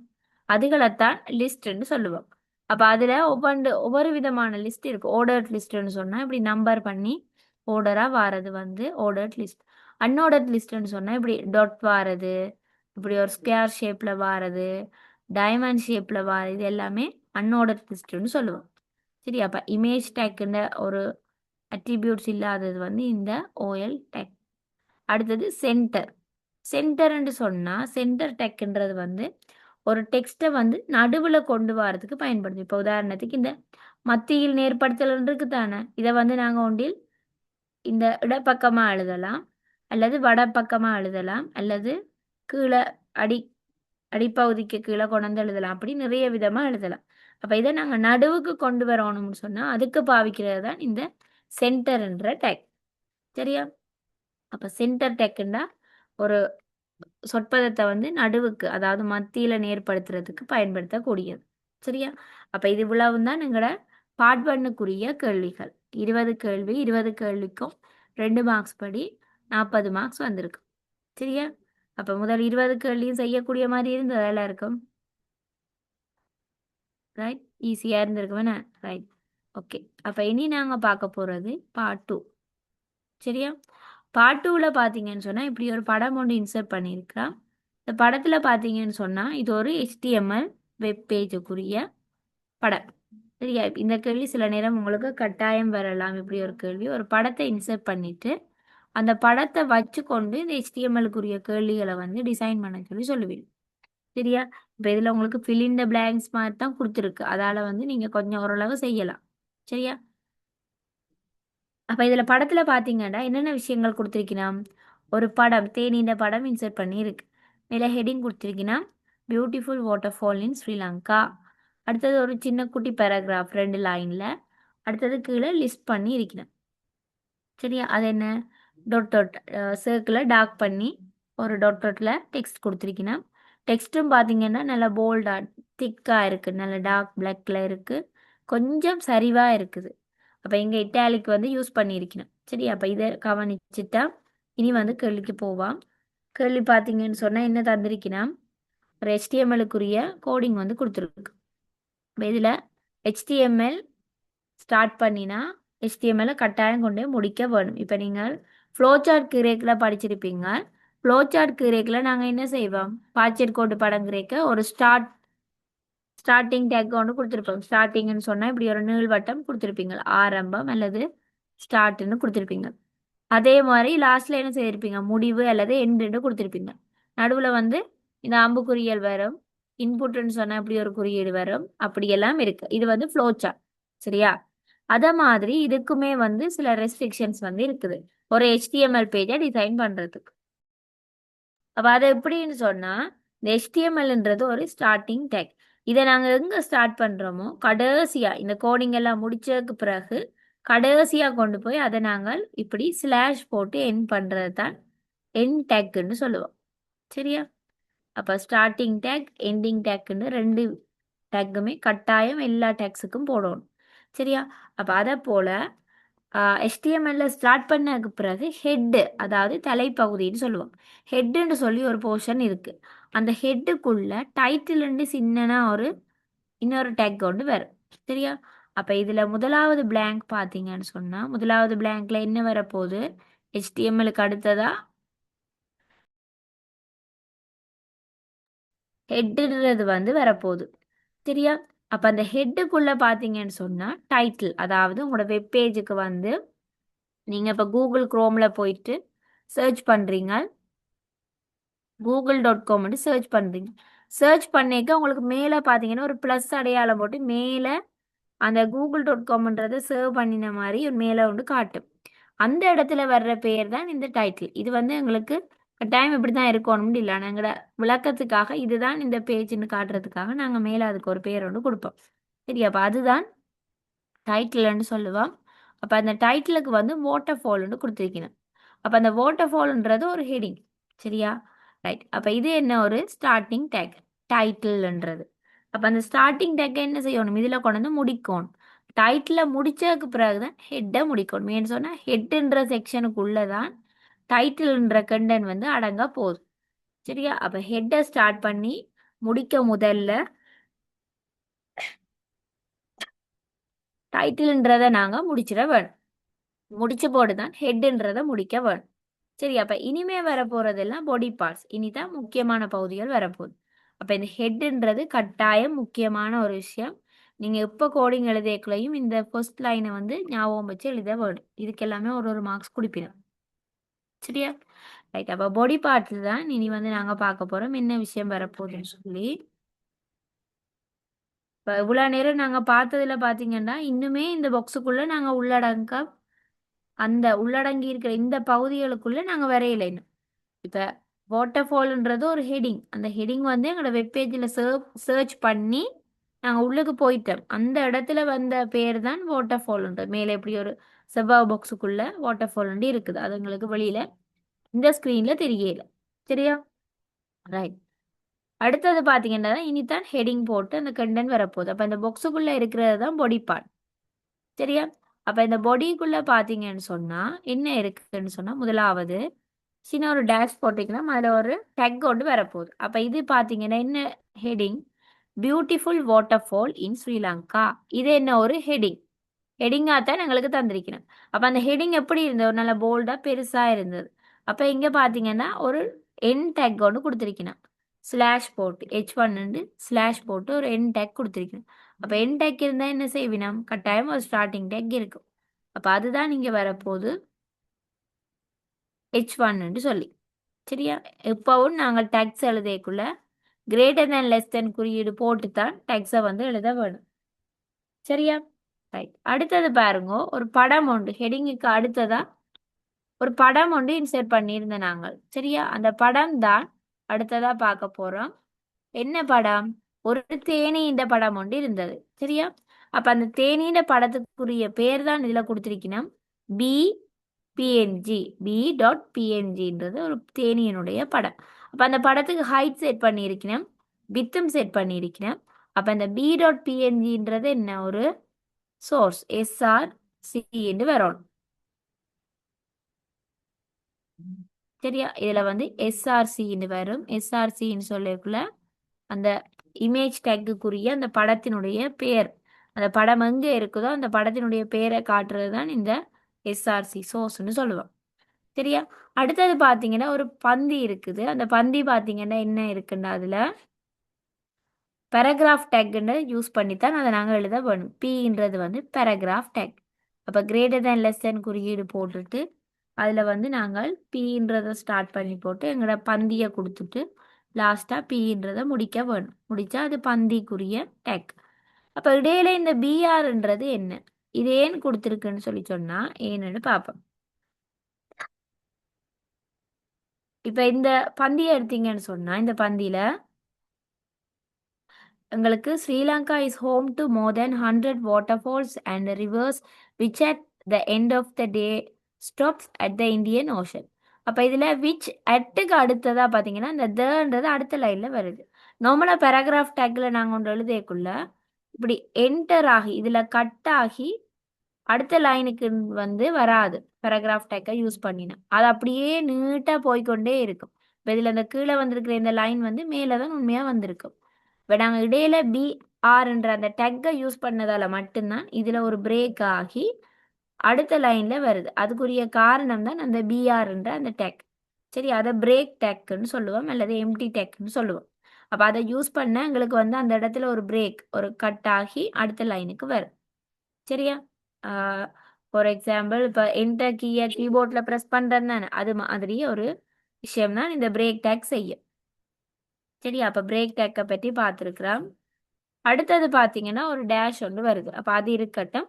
எங்களுக்கு படத்தை இன்சர்ட் பண்ணி அங்கே பேராகிராஃப் வந்ததுக்கு பிறகு பார்த்தீங்கன்னா அங்கே வந்து கீழே இப்படி அந்த ஓர்டரில் பேக்கர்ஸ் வாட்டர்ஃபால், பம்பரக்கந்த எல்லா, அடுத்தது போபத் எல்லா, டெவோன் வாட்டர்ஃபால், தியலும வாட்டர்ஃபால், அடுத்தது துன்கிந்த வாட்டர்ஃபால், இப்படியான வேர்டிங் வந்து அதை கொஞ்சம் போல்டாக்கி கொஞ்சம் சைடாக சரிஞ்சு எழுத்து மாதிரி இருக்கு. அப்போ அது வந்து என்ன, ஒவ்வொரு லிஸ்ட் பண்ணி கொடுத்துருக்கணும். அப்போ அந்த லிஸ்டிங் தான் இங்கே வரப்போது யூஎல்ன்னு சொல்லுவோம், அன்ஆர்டர்ட் லிஸ்ட். சரி, அப்போ அன்ஆர்டர்ட் லிஸ்ட் பார்த்தீங்கன்னு சொல்லி சொன்னால் கீழே என் டேக்ல முடிச்சிருக்கணும். அப்போ இங்கே மேலே வரப்போது அதுண்ட ஸ்டார்டிங் டேக். யூஎல்ன்னு சொன்னால் அன்ஆர்டர்ட் லிஸ்ட்னு அதுண்ட ஃபுல் ஃபார்ம். அன்ஆர்டர்ட் லிஸ்ட்னு சொல்லி சொன்னால் இப்படி நான் சொன்னேன் ஆல்ரெடி, இப்படி இந்த டார்க் பண்ணின சர்க்கிள், ஒரு ஸ்கேரை வந்து டார்க் பண்ணி இருக்கிறது, அடுத்தது டைமண்ட் ஷேப்பை டார்க் பண்ணி இருக்கிறது, இது எல்லாமே என்ன எங்களுக்குரிய அன்ஆர்டர்ட் லிஸ்ட்ல வரக்கூடிய ஷேப்ஸ். சரி, அப்போ அந்த பேக்கர்ஸ் வாட்டர்ஃபால், அப்போ அந்த யூஎல் டேக்கை நாங்கள் யூஸ் பண்ணி எழுதக்குள்ள அதுக்குள்ள H2N போட்டிருக்கணும்டா கொஞ்சம் பெரிய எழுத்தா வரட்டும்ன்றதுக்காக H2வை ஸ்டார்ட் பண்ணியிருக்கேன். அப்போ இந்த ஸ்டார்ட் பண்ண H2 எங்கேயாவது முடிக்கத்தானே வேணும். அது எங்கே முடியும்னா அதுதான் நீங்கள் இந்த H2ல முடியும். சரியா? H2 முடிகிற இடம் வந்து Hன்ற எழுத்தோட சேர்த்து முடியும். சரியா? அப்போ இந்த இடையில பார்த்தீங்கன்னா LI வந்து எப்பவும் நாங்கள் அன்ஆர்டர்ட் லிஸ்ட்டோ அல்லது ஆர்டர்ட் லிஸ்ட் எழுதக்குள்ள வரப்போகிற ஒவ்வொரு கண்டென்ட்லையும் கீழே கீழே வரைக்குள்ள LIன்னு ஸ்டார்ட் பண்ணி அந்த LIயை கொண்டு வந்து முடிப்போம். சரியா? இது பேசிக், ரைட்? இப்போ அந்த ஐன்ற டேக் ஏன் யூஸ் பண்ணுறோம்னா கொஞ்சம் சரிவாக அந்த எழுத்து வாரத்துக்காக இந்த ஐன்றதை யூஸ் பண்ணுறோம். சரியா? அப்போ லிஸ்ட் ஐன்றது வந்து கட்டாயம் இந்த தந்திருக்கிற ஃபோட்டோவினை பொறுத்த வரையில் ஐன்ற டேக் கட்டாயம் கொடுக்கணும். நார்மலாக ஐ வந்து யூஸ் பண்ணுறது இல்லை. சரியா? அப்போ இங்கே எல்ஐன்றது வந்து கொடுக்கல, அது ஒரு பிளாங்காக இருக்குது. அப்போ அதால் இங்கே வந்து அதை சேர்த்துருக்குறேன். சரியா? அதே மாதிரி எல்ஐ இங்கே முடிச்சிருக்கு. அப்போ அது சரி, இங்கே எல்ஐ ஸ்டார்ட் பண்ணி ஐ ஸ்டார்ட் பண்ணியிருக்கணும், ஐ முடிச்சிருக்கணும், ஆனால் அந்த லிஸ்ட் வந்து முடிக்கல. சரியா?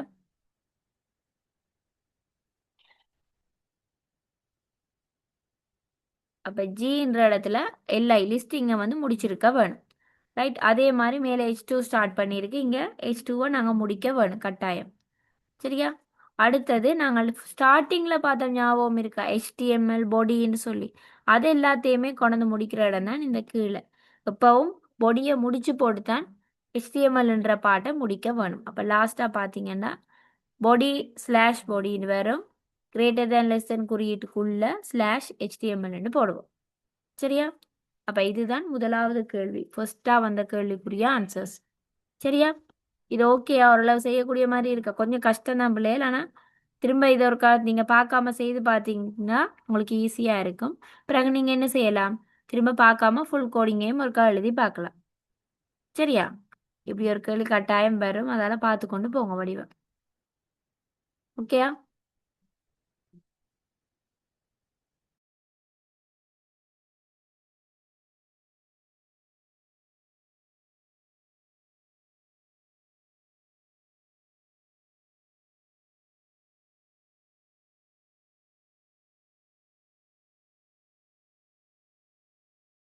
சரியா? ஓகே, அப்படி எழுதிட்டீங்களா? சரி, அடுத்த கேள்வி. இது எங்கட முதலாவது கேள்வியில் வரப்போகிற அடுத்தது ஒரு அட்டவணையை நிரப்ப சொல்லி தந்திருக்கணும். அந்த அட்டவணையில் பார்த்தீங்கன்னா ஒவ்வொரு தலைமுறையும் கொடுத்துருந்தவை, முதலாம் தலைமுறை, ரெண்டாம் தலைமுறை, மூன்றாம் தலைமுறை, நான்காம் தலைமுறைன்னு சொல்லி. அப்போ அந்த ஒவ்வொரு தலைமுறைகளுக்குமான பயன்படுத்தின தொழில்நுட்பம் கொடுத்துருக்கணும். வெற்றிட குழாய் முதலாம் தலைமுறைக்கு பயன்படுத்திய தொழில்நுட்பம். அங்கே கதியை அளக்கிற அலகு பார்த்தீங்கன்னா மில்லி செகண்டில் அளவிடுவோம். உதாரணம் எனியக், எட்பெக், அதுகள் எல்லாமே உதாரணத்துக்கு வரும் முதலாம் தலைமுறைக்கு. ரெண்டாம் தலைமுறை கணினியில் பயன்படுத்திய தொழில்நுட்பம் டிரான்சிஸ்டர், அதுக்கு மைக்ரோ செகண்ட் என்ற கதியை அளக்கிற அலகு பயன்படுத்தினது. IBM 7030 என்ற கம்ப்யூட்டரை யூஸ் பண்ணது. அதே போல் சேம் மூன்றாம் தலைமுறை ஒருங்கிணைந்த சுற்று பயன்படுத்தினவை நானோ செகண்ட் சிடிசி 6600என்ற கம்ப்யூட்டர். நான்காம் தலைமுறைக்கு நுண்முறை வழியாக்கி பிக்கோ செகண்ட் மடிக்கணனி வரும். சரி, அதற்கு நோட் பண்ணுங்க.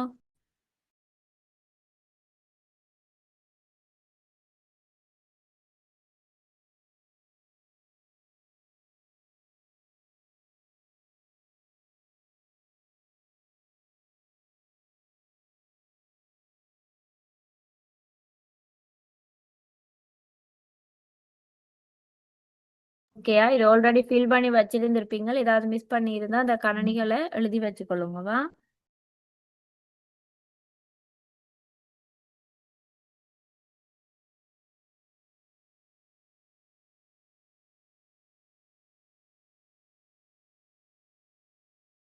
சரியா பிள்ளைகள்? ஓகேயா.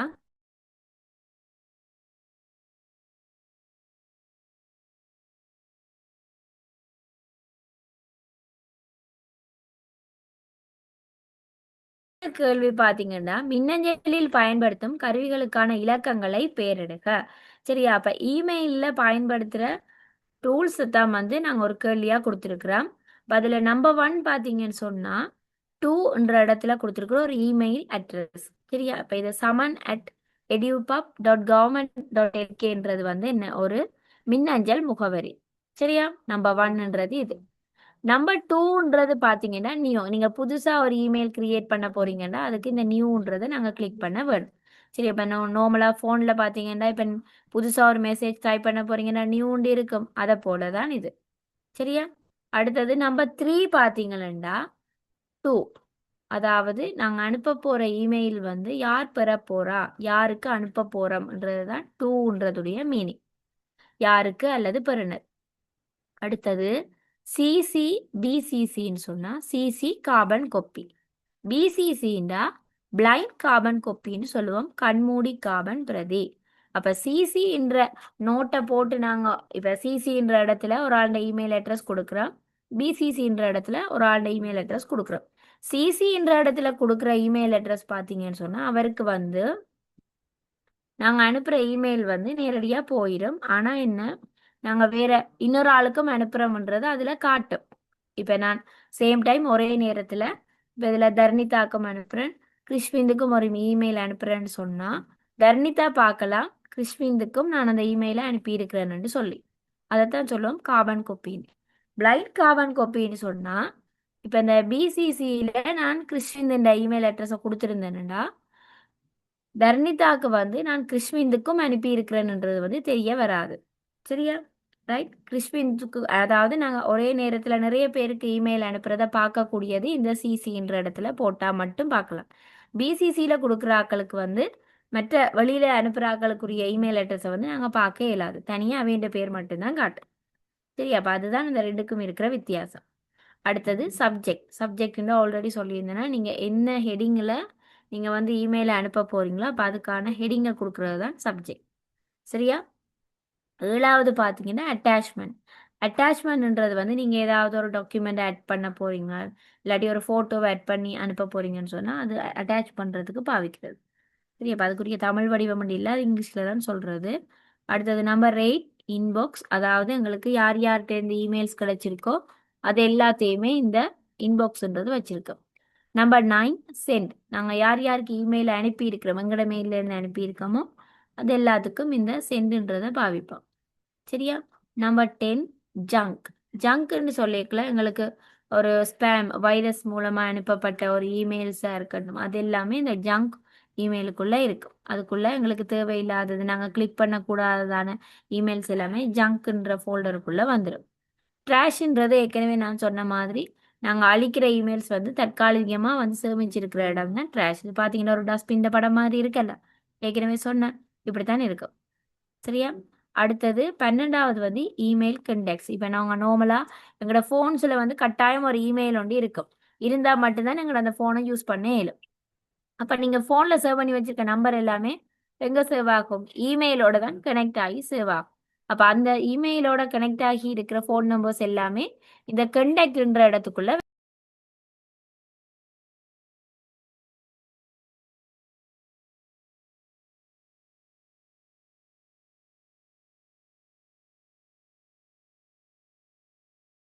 அப்ப முதல் 12 டூல்ஸுக்கும் உரிய விளக்கம் வந்து இந்த படத்துல காட்டியிருக்கிறோம். அந்த படத்துக்குரிய பெயர்கள் வந்து இதுல சைட்ல லிஸ்ட் பண்ணி கொடுத்துருக்கோம். சரியா? இப்ப இதுதான் எங்களோட முதலாவது கேள்விக்குரிய ஃபுல் அண்ட் ஃபுல் ஆன்சர். இது ஓகே விளங்கி இருக்கா? சரிதானே? அப்ப அதுல இருக்கிற பேரை நீங்க என்னன்னு கொடுத்தீங்கன்னா சரி. ரைட். அடுத்ததுதான் நாங்க பார்க்க போற சாய்ஸ் கேள்வி எல்லாமே இதுலதான் இனி வரப்போகுது. பாத்தீங்கன்னா ரெண்டாவது பெரிய கேள்வி, பிறல் பொருள்களின் தீங்குகளை தவிர்ப்பதற்கும் இழிவாக்குவதற்குமான நடவடிக்கைகள் 4. அதாவது குறைக்கிறதுக்கும், அதாவது பிறல் பொருட்கள்னு சொன்னா மெல்வேயார், அடுத்தது வைரஸ், ட்ரோஜான் ஹோஸ், அதுகள் எல்லாமே என்ன ஒவ்வொரு வகையான பிறல் பொருட்கள். சரி, அப்ப அதுகள் எல்லாமே எங்களுக்கு கணனிக்கு தீங்க விளைவிக்க கூடியது. அப்ப அதுகளை எப்படி தவிர்க்கலாம், இல்லாட்டி எப்படி இல்லாம செய்யலாம்ன்றதுக்குரிய நடவடிக்கைகள் 4. என்ன செய்யலாம்? உங்களுக்குரிய ஆன்டிவைரஸ் சாஃப்ட்வேரை வந்து நாங்கள் டவுன்லோட் பண்ணி இன்ஸ்டால் பண்ணி வச்சிருக்கலாம். அதை அடிக்கடி அப்டேட் பண்ணணும். ஆன்டிவைரஸ் சாஃப்ட்வேரை யூஸ் பண்ணிக்குள்ள எங்களுக்கு என்ன நடக்கும்?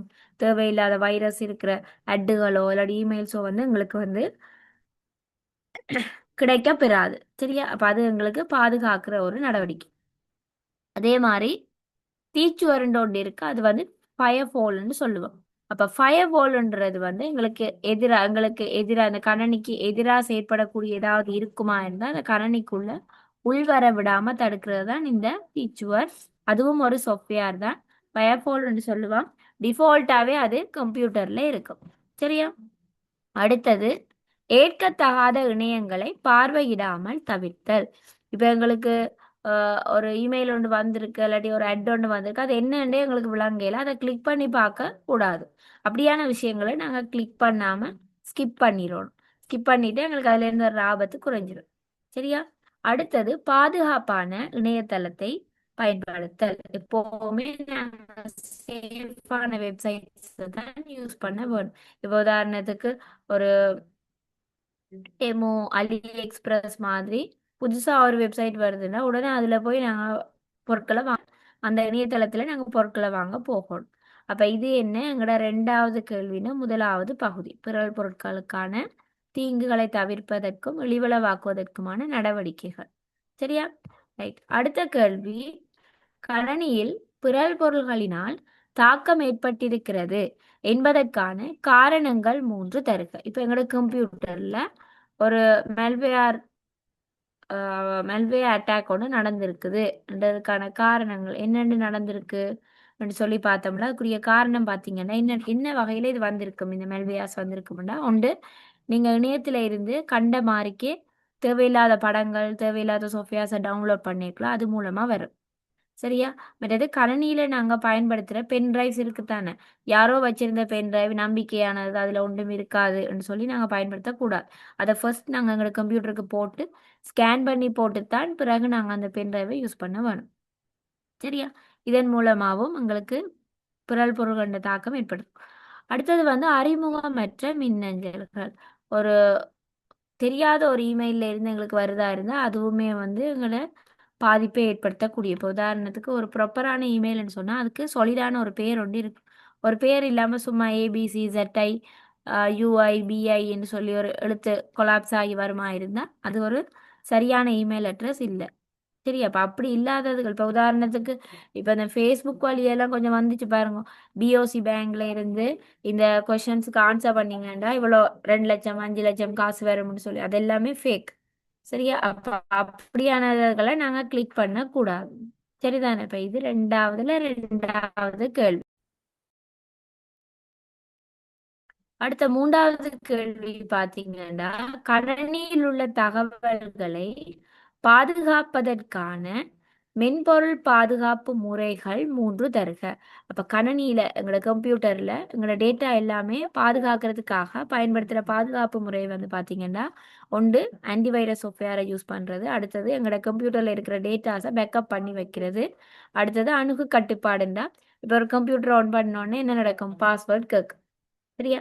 அதே மாதிரி உங்களோட ஃபோன் ஆன் பண்ணினா என்ன, ஒரு தெரியாத ஒரு ஆள் ஃபோன் எடுத்தாருன்னா அதில் கட்டாயம் பாஸ்வேர்ட் கேட்கும். இல்லாட்டி ஐஃபோனாக இருந்தால் ஃபேஸ் ஐடி கேட்கும். கேட்டால் மட்டும்தான் அந்த ஐஃபோனுக்குள்ளேயா இருக்கட்டும், சாம்சங் ஃபோனாக இருக்கட்டும், அதுகளுக்குள்ளே நாங்கள் போய் பார்க்க இயலும். அப்போ இதுகள் எங்களுக்குரிய பாதுகாப்பு நடவடிக்கைகளாக இருக்கு. சரியா?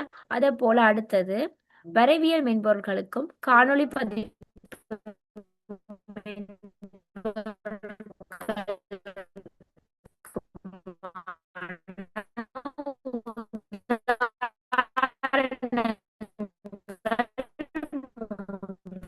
தருக்கு போட்டோஷாப், இல்லஸ்ட்ரேட்டர் இது எல்லாமே வரைவியல் மென்பொருள்களுக்கான உதாரணங்கள். காணொளி பதிப்பு மென்பொருள்னா Corel video studio, Adobe Premiere Pro இது எல்லாமே என்ன வீடியோ எடிட்டிங் சாஃப்ட்வேர்ஸுக்குரிய எக்ஸாம்பிள்ஸ். சரி, அப்போ இது வந்து வீடியோஸ் எடிட் பண்ணுறதுக்கு பாவிப்போம். சரிதானே? இப்போ இதில் ஆன்சர்ஸ் எழுதி வச்சிருக்கிறீங்களா? ஏதாவது முக்கியமாக தேவைன்னு சொன்னால் இடையில புதுசாக இருக்குன்னா நோட் பண்ணிக்கொள்ளுங்க.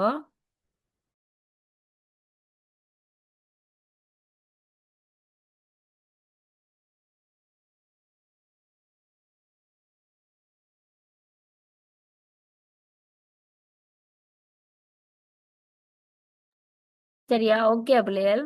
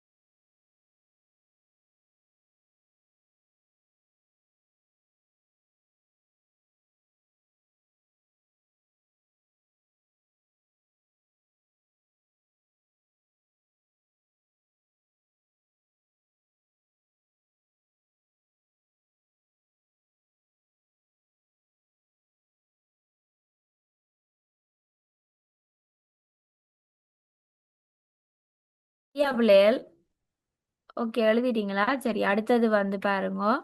மூன்றாவது பெரிய கேள்வி, நிகழ்த்துகை மென்பொருள் என்றால் என்ன? நிகழ்த்துகை மென்பொருள் என்றால் பிரசன்டேஷன் சாஃப்ட்வேர்ஸ். இப்போ உங்களுக்கு நான் இந்த ஸ்லைட்ல கேள்விகள் எல்லாமே செய்து காட்டுறேன். இப்போ இது ஒரு நிகழ்த்துகை மென்பொருள்ல செய்த ஒரு ஸ்லைட் தான்.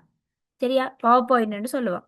அப்ப தகவல்களையும் கருத்துக்களையும் நபர் ஒருவருக்கு அல்லது நபர்கள் கொண்ட குழுவுக்கு தொடர்பாடல் செய்யும் முறையே நிகழ்த்துகை எனப்படும்.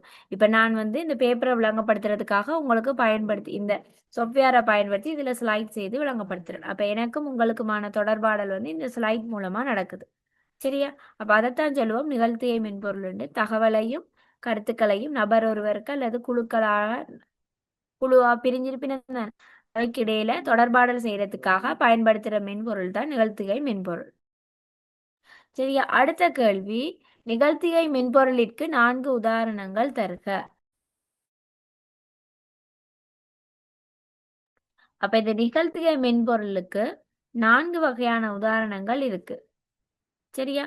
ஒன்று மைக்ரோசாஃப்ட் பவர் பாயிண்ட் ஒன்று இருக்கு, ஆப்பிள் கீ நோட்டுன்னு ஒன்று இருக்கு, ஓப்பன் ஆஃபீஸ் இம்ப்ரெஸ்ன்னு ஒன்று இருக்கு, கோரல் ப்ரெசன்டேஷன் ஒன்று இருக்கு. சரியா? அப்ப இதுல நான் யூஸ் பண்ணினது பாத்தீங்கன்னா இதுனா மைக்ரோசாஃப்ட் பவர் பாயிண்ட். இதுதான் நார்மலா ஸ்கூல் படிக்கிறார்கள் டீச்சர்ஸ் எல்லாருமே யூஸ் பண்றது இந்த மைக்ரோசாஃப்ட் பவர் பாயிண்ட் என்ற சாஃப்ட்வேர். சரியா? இப்ப இது வந்து ஆல்ரெடி எல்லாரும் எழுதி வச்சிருப்பீங்க. ஏதாவது நோட் பண்ண போறீங்களா பிள்ளை இதுல? Okay, right. அடுத்த கேள்வி, மின் நிகழ்த்துகை மூலமான கற்பித்தலினால் கிடைக்கும் பயன்கள் 3 தருக. அப்ப எலக்ட்ரானிக் அதாவது இப்படியான ஸ்லைட்ஸை யூஸ் பண்ணி நாங்க படிப்பிக்கக்குள்ள இது மூலமா உங்களுக்கு என்ன நன்மை கிடைக்குதுன்னா நீங்க வந்து நிறைய வகையான இப்ப படிக்கக்குள்ள கையால எழுதி படிக்கிற தன்மை வந்து குறைஞ்சிரும். இப்ப இதை நாங்க குரூப்புக்கு சென்ட் பண்ணா நீங்க என்ன செய்வீங்க? எக்ஸாமுக்கு போக முதல் போனை பார்த்து சில பேர் படிச்சுட்டு போவீங்க. அப்ப இங்க நாங்கள் என்ன எங்களுக்கு எழுதுற தேவை குறையும். அதே நேரத்துல நிறைய சொற்களை பயன்படுத்தி எங்களுக்கு வந்து இதை நாங்கள் விளங்கப்படுத்தணுன்ற தேவை இருக்காது. குறைஞ்ச சொற்களை பயன்படுத்தி படங்கள் நிறைய போட்டு ஈஸியா விளங்கப்படுத்தலாம் இந்த கற்பித்தல் மூலமா. அடுத்தது, விடயங்களை விளக்குவதற்கு அதிக சிரமம் இல்லை. அப்ப ஒரு ஸ்லைட்ல நாங்க விளக்கப்படுத்தக்குள்ள நிறைய கதைக்க தேவையில்லை. படங்களை போட்டு படங்களை காட்டியே விளங்கப்படுத்தலாம். ஆனா நாங்க நார்மலா இப்படி ஸ்லைடு இல்லாம நார்மலா கதைச்சு விளங்கப்படுத்துறேன்னா நிறைய கதைக்கிற மாதிரி தான் இருக்கும். சரி, அப்ப அதுகள் எல்லாமே ஒரு ஒரு நன்மைகள். அடுத்தது இலகுவாக விளங்கி கொள்ளலாம். படங்களை போட்டு விளங்கப்படுத்தியக்குள்ள உங்களுக்கு ஈஸியா விளங்கக்கூடிய மாதிரி இருக்கும். சரியா, அப்ப இது வந்து ஸ்லைட்ஸை யூஸ் பண்ணி படிப்பிக்கிறதால கிடைக்கிற நன்மைகள். சரியா, ரைட். இது எல்லாமே தியரி பார்ட் தான், நீங்க கொஞ்சம் ஞாபகம் வச்சிருக்கத்தான் வேணுமா. ரைட். அடுத்தது நிகழ்த்துகையை தயாரிக்க பயன்படுத்தக்கூடிய படவில்லைகள் 4 எழுதுக. அப்ப நிகழ்த்துகை மென்பொருள்ல பாத்தீங்கன்னா நிறைய நிகழ்த்துகை படவில்லைகள் வந்து இருக்குது. சரியா, ஒன்று தலைப்பு படவில்லை, உப தலைப்பு படவில்லை, இரட்டை உள்ளடக்கவில்லை, வெற்று படவில்லை. இது பாத்தீங்கன்னா நீங்க பவர் பாயிண்ட் ஓபன் பண்ண உடனேயுமே அதுல உங்களுக்கு ஒவ்வொரு விதமான வித்தியாசமா இப்போ ஃபர்ஸ்டா வர்ற ஸ்லைட்ல பாத்தீங்கன்னா 2 பாக்ஸ் இருக்கும். அது என்னன்னா ஹெட்டிங் போடுறதுக்காக வரும். அப்ப அதை டைட்டில் ஸ்லைடுன்னு சொல்லுவோம். உபதலைப்பு படவில்லைன்னு சொன்னா செகண்டா வர போறதுல ஒரு ஹெட்டிங் வரக்கூடிய மாதிரி தான் ஒரு பாக்ஸ் வந்து கீழே அப்படி ஒரு செவ்வகம் மாதிரி ஒரு பெட்டி மாதிரி ஒன்று இருக்கு. அது சப்டைட்டில் அதுகள் கொடுக்கறது. இரட்டை உள்ளடக்கவில்லைன்னா இப்ப 2 அட்டவணையை விளங்கப்படுத்த போறீங்க, 2 ஒப்பிட்டு விளங்கப்படுத்த போறீங்கன்னா அதுக்கு 2 அட்டவணை மாதிரி பிரிச்ச மாதிரி காட்டியிருப்பினோம். சரியா, அடுத்தது வந்து வெற்றுப்படவில்லை. வெற்றுப்படவில்லைன்னு சொன்னா பிளாங்கா இருக்கும், ஒயிட்டா பிளாங்கா இருக்கிற ஸ்லைடை வந்து வெற்றுப்படவில்லைன்னு சொல்லுவோம். சரியா, அப்ப இது வந்து 3வது கேள்விக்குரிய விடைகள். அடுத்தது 4வது பெரிய கேள்வி பார்க்க போறோம். சரியா, 4வது பெரிய கேள்வி கீபோர்டோட ரிலேட்டடான கேள்வி. சரியா, முதலாவது கேள்வி சாவி பலகையை சரியாக பயன்படுத்தும் முறைகள் 3 தருக. சரி, அப்போ ஒரு கீபோர்டை நீங்க யூஸ் பண்ணிக்கல எப்படி கீபோர்டை நீங்க பயன்படுத்த வேணும். ஒரு கீபோர்டை நாங்கள் எப்போவுமே பயன்படுத்திக்க நேராக ஸ்ட்ரெயிட்டாக இருந்து தான் யூஸ் பண்ணணும். வளைஞ்சிருக்கக்குள்ள எங்களுக்கு முதுகில் வந்து ஒரு நோவு ஏற்படும். ஏனெண்டா தொடர்ந்து கீபோர்டை நாங்கள் யூஸ் பண்ணி ஏதாவது டைப் பண்ணுற முடியக்குள்ள எங்களுக்கு முதுகில் ஒரு நோவு வந்து கட்டாயம் ஏற்படும். அப்போ சரியான கொன்னிலையில் அமர்ந்திருக்க வேணும். சரிதானே. அடுத்தது பாருங்க, சரியான இடத்தில் சாவி பலகையை வைத்து கொள்ளும். சரியான இடத்துல நாங்கள் கீபோர்டை வச்சு தான் யூஸ் பண்ண வேணும். கீபோர்ட் ஒரு இடத்துல வச்சுட்டு ஸ்க்ரீன் ஒரு இடத்துல வச்சு பாவிக்க கூடாது. அடுத்தது வந்து சாவிகளை மெதுவாக அமர்த்துதல். எப்போவும் கீஸை ப்ரெஸ் பண்ணிக்கல ஸ்லோவா மெல்லமாத்தான் அமர்த்த வேணும், இல்லாட்டி அது வந்து கீஸ் வந்து வேலை செய்யாம போயிடும். சரியா, அப்ப இது கீபோர்ட்ஸை யூஸ் பண்ற ஒரு சரியான மெத்தட்ஸ் இப்படித்தான் இருக்கும். சரியா, ரைட். அடுத்தது பாருங்க, வன்பொருட்களுக்கு சேதம் ஏற்படத்தக்க சந்தர்ப்பங்கள் 3 தருக. சரியா, அப்ப ஒரு ஹார்ட்வேர்ஸுக்கு வந்து 3 விதமா ஆபத்துக்கள் ஏற்படலாம்.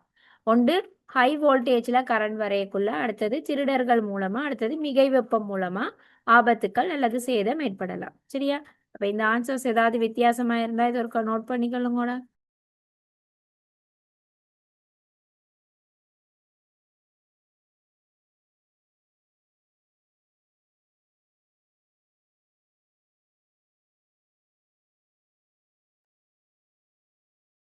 சரியா பிள்ளைகள், ஓகேயா, எல்லாரும் எழுதி வச்சிருப்பீங்க. இப்ப ஹார்ட்வேருக்கு சேதம் ஏற்படக்கூடிய சந்தர்ப்பங்கள் ஹை வோல்டேஜ்ல கரண்ட் வருமா இருந்தா, இப்ப கீபோர்ட் மவுஸை வந்து நாங்கள் பாவிக்கக்குள்ள லேப்டாப்பை சார்ஜில் கொழுவி கொண்டு பாவிக்கல கரண்ட் வந்து கூட குறைய மாறி மாறி வருமா இருந்தால் அந்த நேரத்தில் என்ன நடக்கும், கீபோர்ட் மவுஸ் வந்து அடிக்கிற வாய்ப்பு இருக்குது. சரியா, அதே மாதிரி திருடர்கள் இப்போ எங்களோட கீபோர்ட் மவுஸை யாரும் களவெடுத்துட்டு போகலாம், அதுதான் திருடர்கள். மிகை வெப்பம் இண்டேக்குள்ள வந்து என்ன, அது வந்து ஹீட் ஆகிற தன்மை கூடவா இருந்ததுன்றாலும் மற்றது கீபோர்ட் மவுஸுக்கு எல்லாமே அதிக வோல்டேஜில் கரண்ட் போகக்கூடாது, மற்றது கரண்ட்டும் வந்து குறைவாக இருக்கும், இருந்தால் மட்டும்தான் அந்த ஹார்ட்வேர்ஸுக்கு வந்து ப்ராப்ளம் ஏற்பட மாட்டாது. சரியா,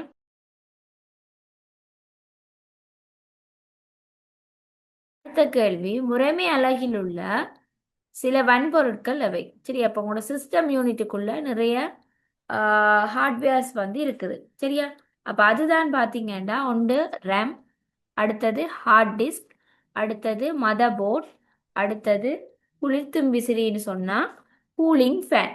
சரியா, இதை தவிர இன்னுமே நிறைய இருக்குது. இப்போ ரேம் ரொம்முகள் எல்லாமே இந்த மதர் போர்டில் இருக்கும். சரியா, அப்போ சிஸ்டம் யூனிட்டுக்குள்ளே இருக்கிற முக்கியமான சில ஹார்ட்வேர்ஸ் தான் இதில் கொடுத்துருக்குறேன் 4.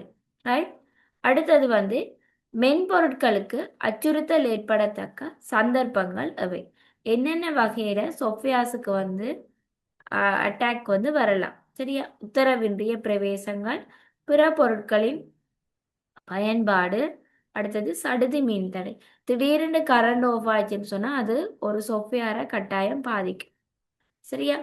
அதே மாதிரி பிறர் பொருட்களின் பயன்பாடு என்று சொல்லக்குள்ள இப்போ மெல்வேர் சாஃப்ட்வேர்ஸ் இருக்கு தானே. இப்போ நீங்கள் ஒரு சாஃப்ட்வேர் ஒன்று டவுன்லோட் பண்ணி பாவிக்கிறீங்க. அப்போ டவுன்லோட் பண்ணி பாவிக்கல கட்டாயம் அதில் ஏதாவது தாக்கம் இருக்குமா இருந்தால் என்ன, அது வந்து பிறர் பொருட்களோட பயன்பாடுன்ற அந்த அச்சுறுத்தலை வந்து குறிக்கும். சரி. அப்போ நீங்கள் உதாரணத்துக்கு ஒரு ஃபோட்டோ எடுக்கிற ஆப்பாக இருக்கட்டும், இல்லாட்டி ஒரு கேம்ஸாக இருக்கட்டும், அப்படியானதுகளை டவுன்லோட் பண்ணிட்டு இதுகளை கவனிக்கணும். அடுத்தது உத்தரவின்றிய பிரவேசங்கள். இப்போ ஒரு உண்மையான இமெயில் அட்ரஸ் மாதிரியே ஒன்றை தந்து போட்டு அதன் மூலமாக வந்து உங்களோட பேங்க் டீட்டெயில்ஸை வாங்குறது, யூசர் ஐடி பாஸ்வேர்டு என்னன்னு. இப்போ இது பார்த்தீங்கன்னா கூடுதலாக ஆன்லைனில் பர்ச்சேஸ் பண்ணுறாங்களுக்கு நடக்கிறது. அப்போ அதில் கவனமாக இருக்கணும். சரியா. ரைட். அடுத்தது லாஸ்ட் பெரிய கேள்வி, 5வது பெரிய கேள்வி. இதில் ஏதாவது ஒரு கேள்வி நீங்கள் ஸ்கிப் பண்ணி விடலாம். ஆனால் நாங்கள் இதில் எல்லா கேள்வியுமே விளங்கப்படுத்தி விடுறோம். சரியா. அப்போ நீங்கள் ஏதாவது ஒரு கேள்வி சாய்ஸில் விடக்கூடிய மாதிரி தான் தருவினோம், அதை கவனித்து செய்யும். சரியா. அப்போ 5வது பெரிய கேள்வியில் முதலாவது பார்த்தீங்கன்னா பிரச்சனை ஒன்றை தீர்ப்பதற்கான அடிப்படை படிமுறைகள் 3. சரியா. ஒரு பிரச்சனையை நாங்கள் தீர்க்கணும்னா அந்த பிரச்சனைக்கான தீர்வை வந்து நாங்கள் முதலாவது உள்ளீடு, முறைவழியாக்கம், வெளியீடு, இப்படி 3ஆ பிரித்து தான் ஒரு பிரச்சனைக்கான தீர்வை வந்து நாங்கள் காண வேணும். சரிதானே. அப்படின்றா தான் எங்களுக்கு ஈஸியாக அதுக்குரிய தீர்வை கண்டுபிடிக்கணும். அதுக்கு பிறகு என்ன முறையில் தீர்க்கிறன்றதை நாங்கள் டிசைட் பண்ணலாம். சரியா. அடுத்தது செவ்வகத்தின் பரப்பளவை காண்பதற்கான உள்ளீடு, முறைவழியாக்கம், வெளியீடு ஆகியவற்றை எழுதுக. சரியா. அப்போ ஒரு செவ்வகத்தின் பரப்பளவு காண்றதுக்குரிய முறையை வந்து உங்களுக்கு 2 விதமாக கேட்பினோம். ஒன்று நெறிமுறையில கேட்பினா, அல்லது பாய்ச்சற் கோட்டு படம், இல்லாட்டி உள்ளீடு முறைவழியாக்கம் என்ற அந்த ஆர்டரில் கேட்பினோம். அப்போ இதுக்கு வந்து எப்போவுமே நீங்கள் வந்து ஆரம்ப முடிவு கட்டாயம் இருக்க வேணும்னு சொன்னேன். அதை கொடுக்கணும். கொடுத்து போட்டு உள்ளீடு கொடுத்துட்டு சின்ன டேஷ் பண்ணியும் எழுதலாம். சரியா. அப்போ இதில் நாங்கள் நார்மலாக கொடுத்துருக்குறோம். செவ்வகத்தின் நீளத்தையும் அகலத்தையும் முதலாவது நீங்கள் உள்ளிட வேணும். சரியா. பிறகு என்ன செய்வீங்க, செவ்வகத்தினுடைய பரப்பளவு சமன் நீளம் தர அகலம், அது சமன்பாடு. இதுதான் இந்த முறை வழியாக்கம். செவ்வகத்தின் பரப்பளவுன சமன்பாடு இருக்கல, இதுதான் முறை வழியாக்கத்தில் வரப்போகுது. அடுத்தது வெளியீட்டில் தான் செவ்வகத்தின் பரப்பளவை நாங்கள் டிஸ்பிளே பண்ணுவோம். சரியா. அப்போ இதுதான் செவ்வகத்தின் பரப்பளவை காண்றதுக்குரிய உள்ளீடு முறை வழியாக்கம், வெளியீட்டினுடைய கோடிங்ஸ் இப்படி தான் நீங்கள் எழுதணும் தமிழில். சரியா. இது ஓகேயா? ஓகே. குரூப்லையும் இது சென்ட் பண்ணுவான். சரியா. தேவையான ஆக்கள் ஏதாவது மிஸ் பண்ணியிருந்தால் அதில் பார்த்து எழுதிக்கொள்ளுங்க. அடுத்தது 3வது பெரிய கேள்வி, செவ்வகத்தின்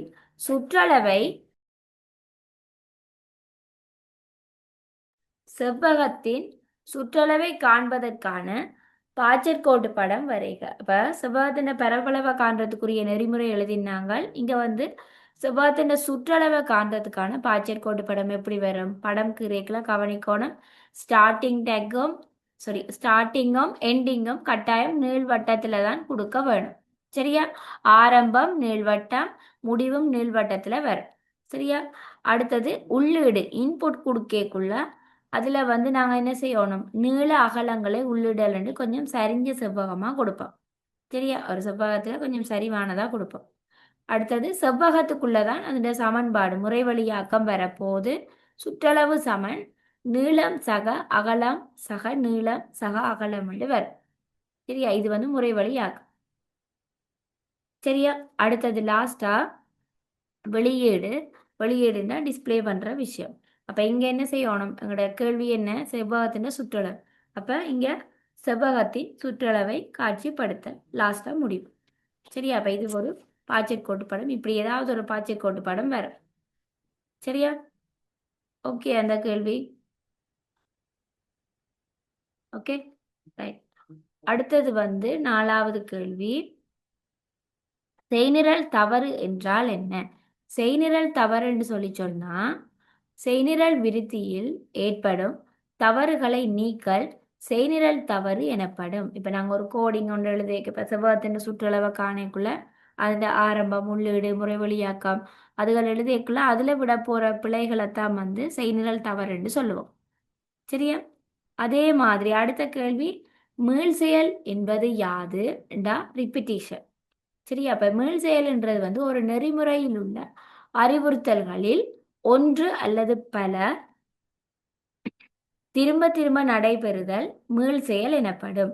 அப்போ ஒரு கோடிங் ஒன்று அல்லது ஒரு ஒரு ஃபங்க்ஷன் ஒன்று செய்கிறோம்னு சொன்னால் அங்கே வந்து அதில் அது குறிப்பிட்ட செயல் வந்து திரும்ப திரும்ப நடக்குமா இருந்தால் அதை மீள் செயல்னு சொல்லுவோம். உதாரணம் சொல்ல போனால் இப்போ நீங்கள் ஒரு உண்டியலில் வந்து காசு போடுறீங்க. இப்போ நாங்கள் உண்டியல் என்றாலே என்ன செய்வோம், அந்த உண்டியலுக்குள்ள உண்டியல் நிரம்பும் வரைக்கும் என்ன செய்வோம், காசை போட்டுக்கொண்டே இருப்போம். சரியா? எப்போ அந்த காசு ஃபுல்லாக போட்டு முடியுதோ போட்டு முடிச்ச அப்புறம் என்ன செய்வோம், அந்த உண்டியல் ஒருக்கா உடைச்சு அதுக்குள்ள எவ்வளோ காசு இருக்கணும்னு பார்க்கணும். ஆசை இருக்குன்னு தான் நல்லா இருக்கும். அப்போ அதைத்தான் சொல்லுவோம் மீள் செயல்னு சொல்லி. இப்போ நீங்கள் உங்களோட உண்டியலுக்குள்ள காசு நிரம்பும் வரைக்கும் நீங்கள் என்ன செய்வீங்க, காசை திரும்ப திரும்ப திரும்ப திரும்ப போட்டுக்கொண்டே இருப்பீங்க. அப்போ அது ஒரு மீள் செயலுக்கான உதாரணம். இப்போ எங்களுக்கு தேவையான ஒரு செயற்பாடு நடந்து முடியும் வரைக்கும் அதை நாங்கள் திரும்ப திரும்ப செய்வோமா இருந்தால் அதைத்தான் சொல்லுவோம் மீள் செயல்னு சொல்லு. சரியா? அப்போ இவ்வளோ தான் எங்களோட பேப்பர் மொத்தமாக பார்த்து ஃபினிஷ் பண்ணிட்டேன்.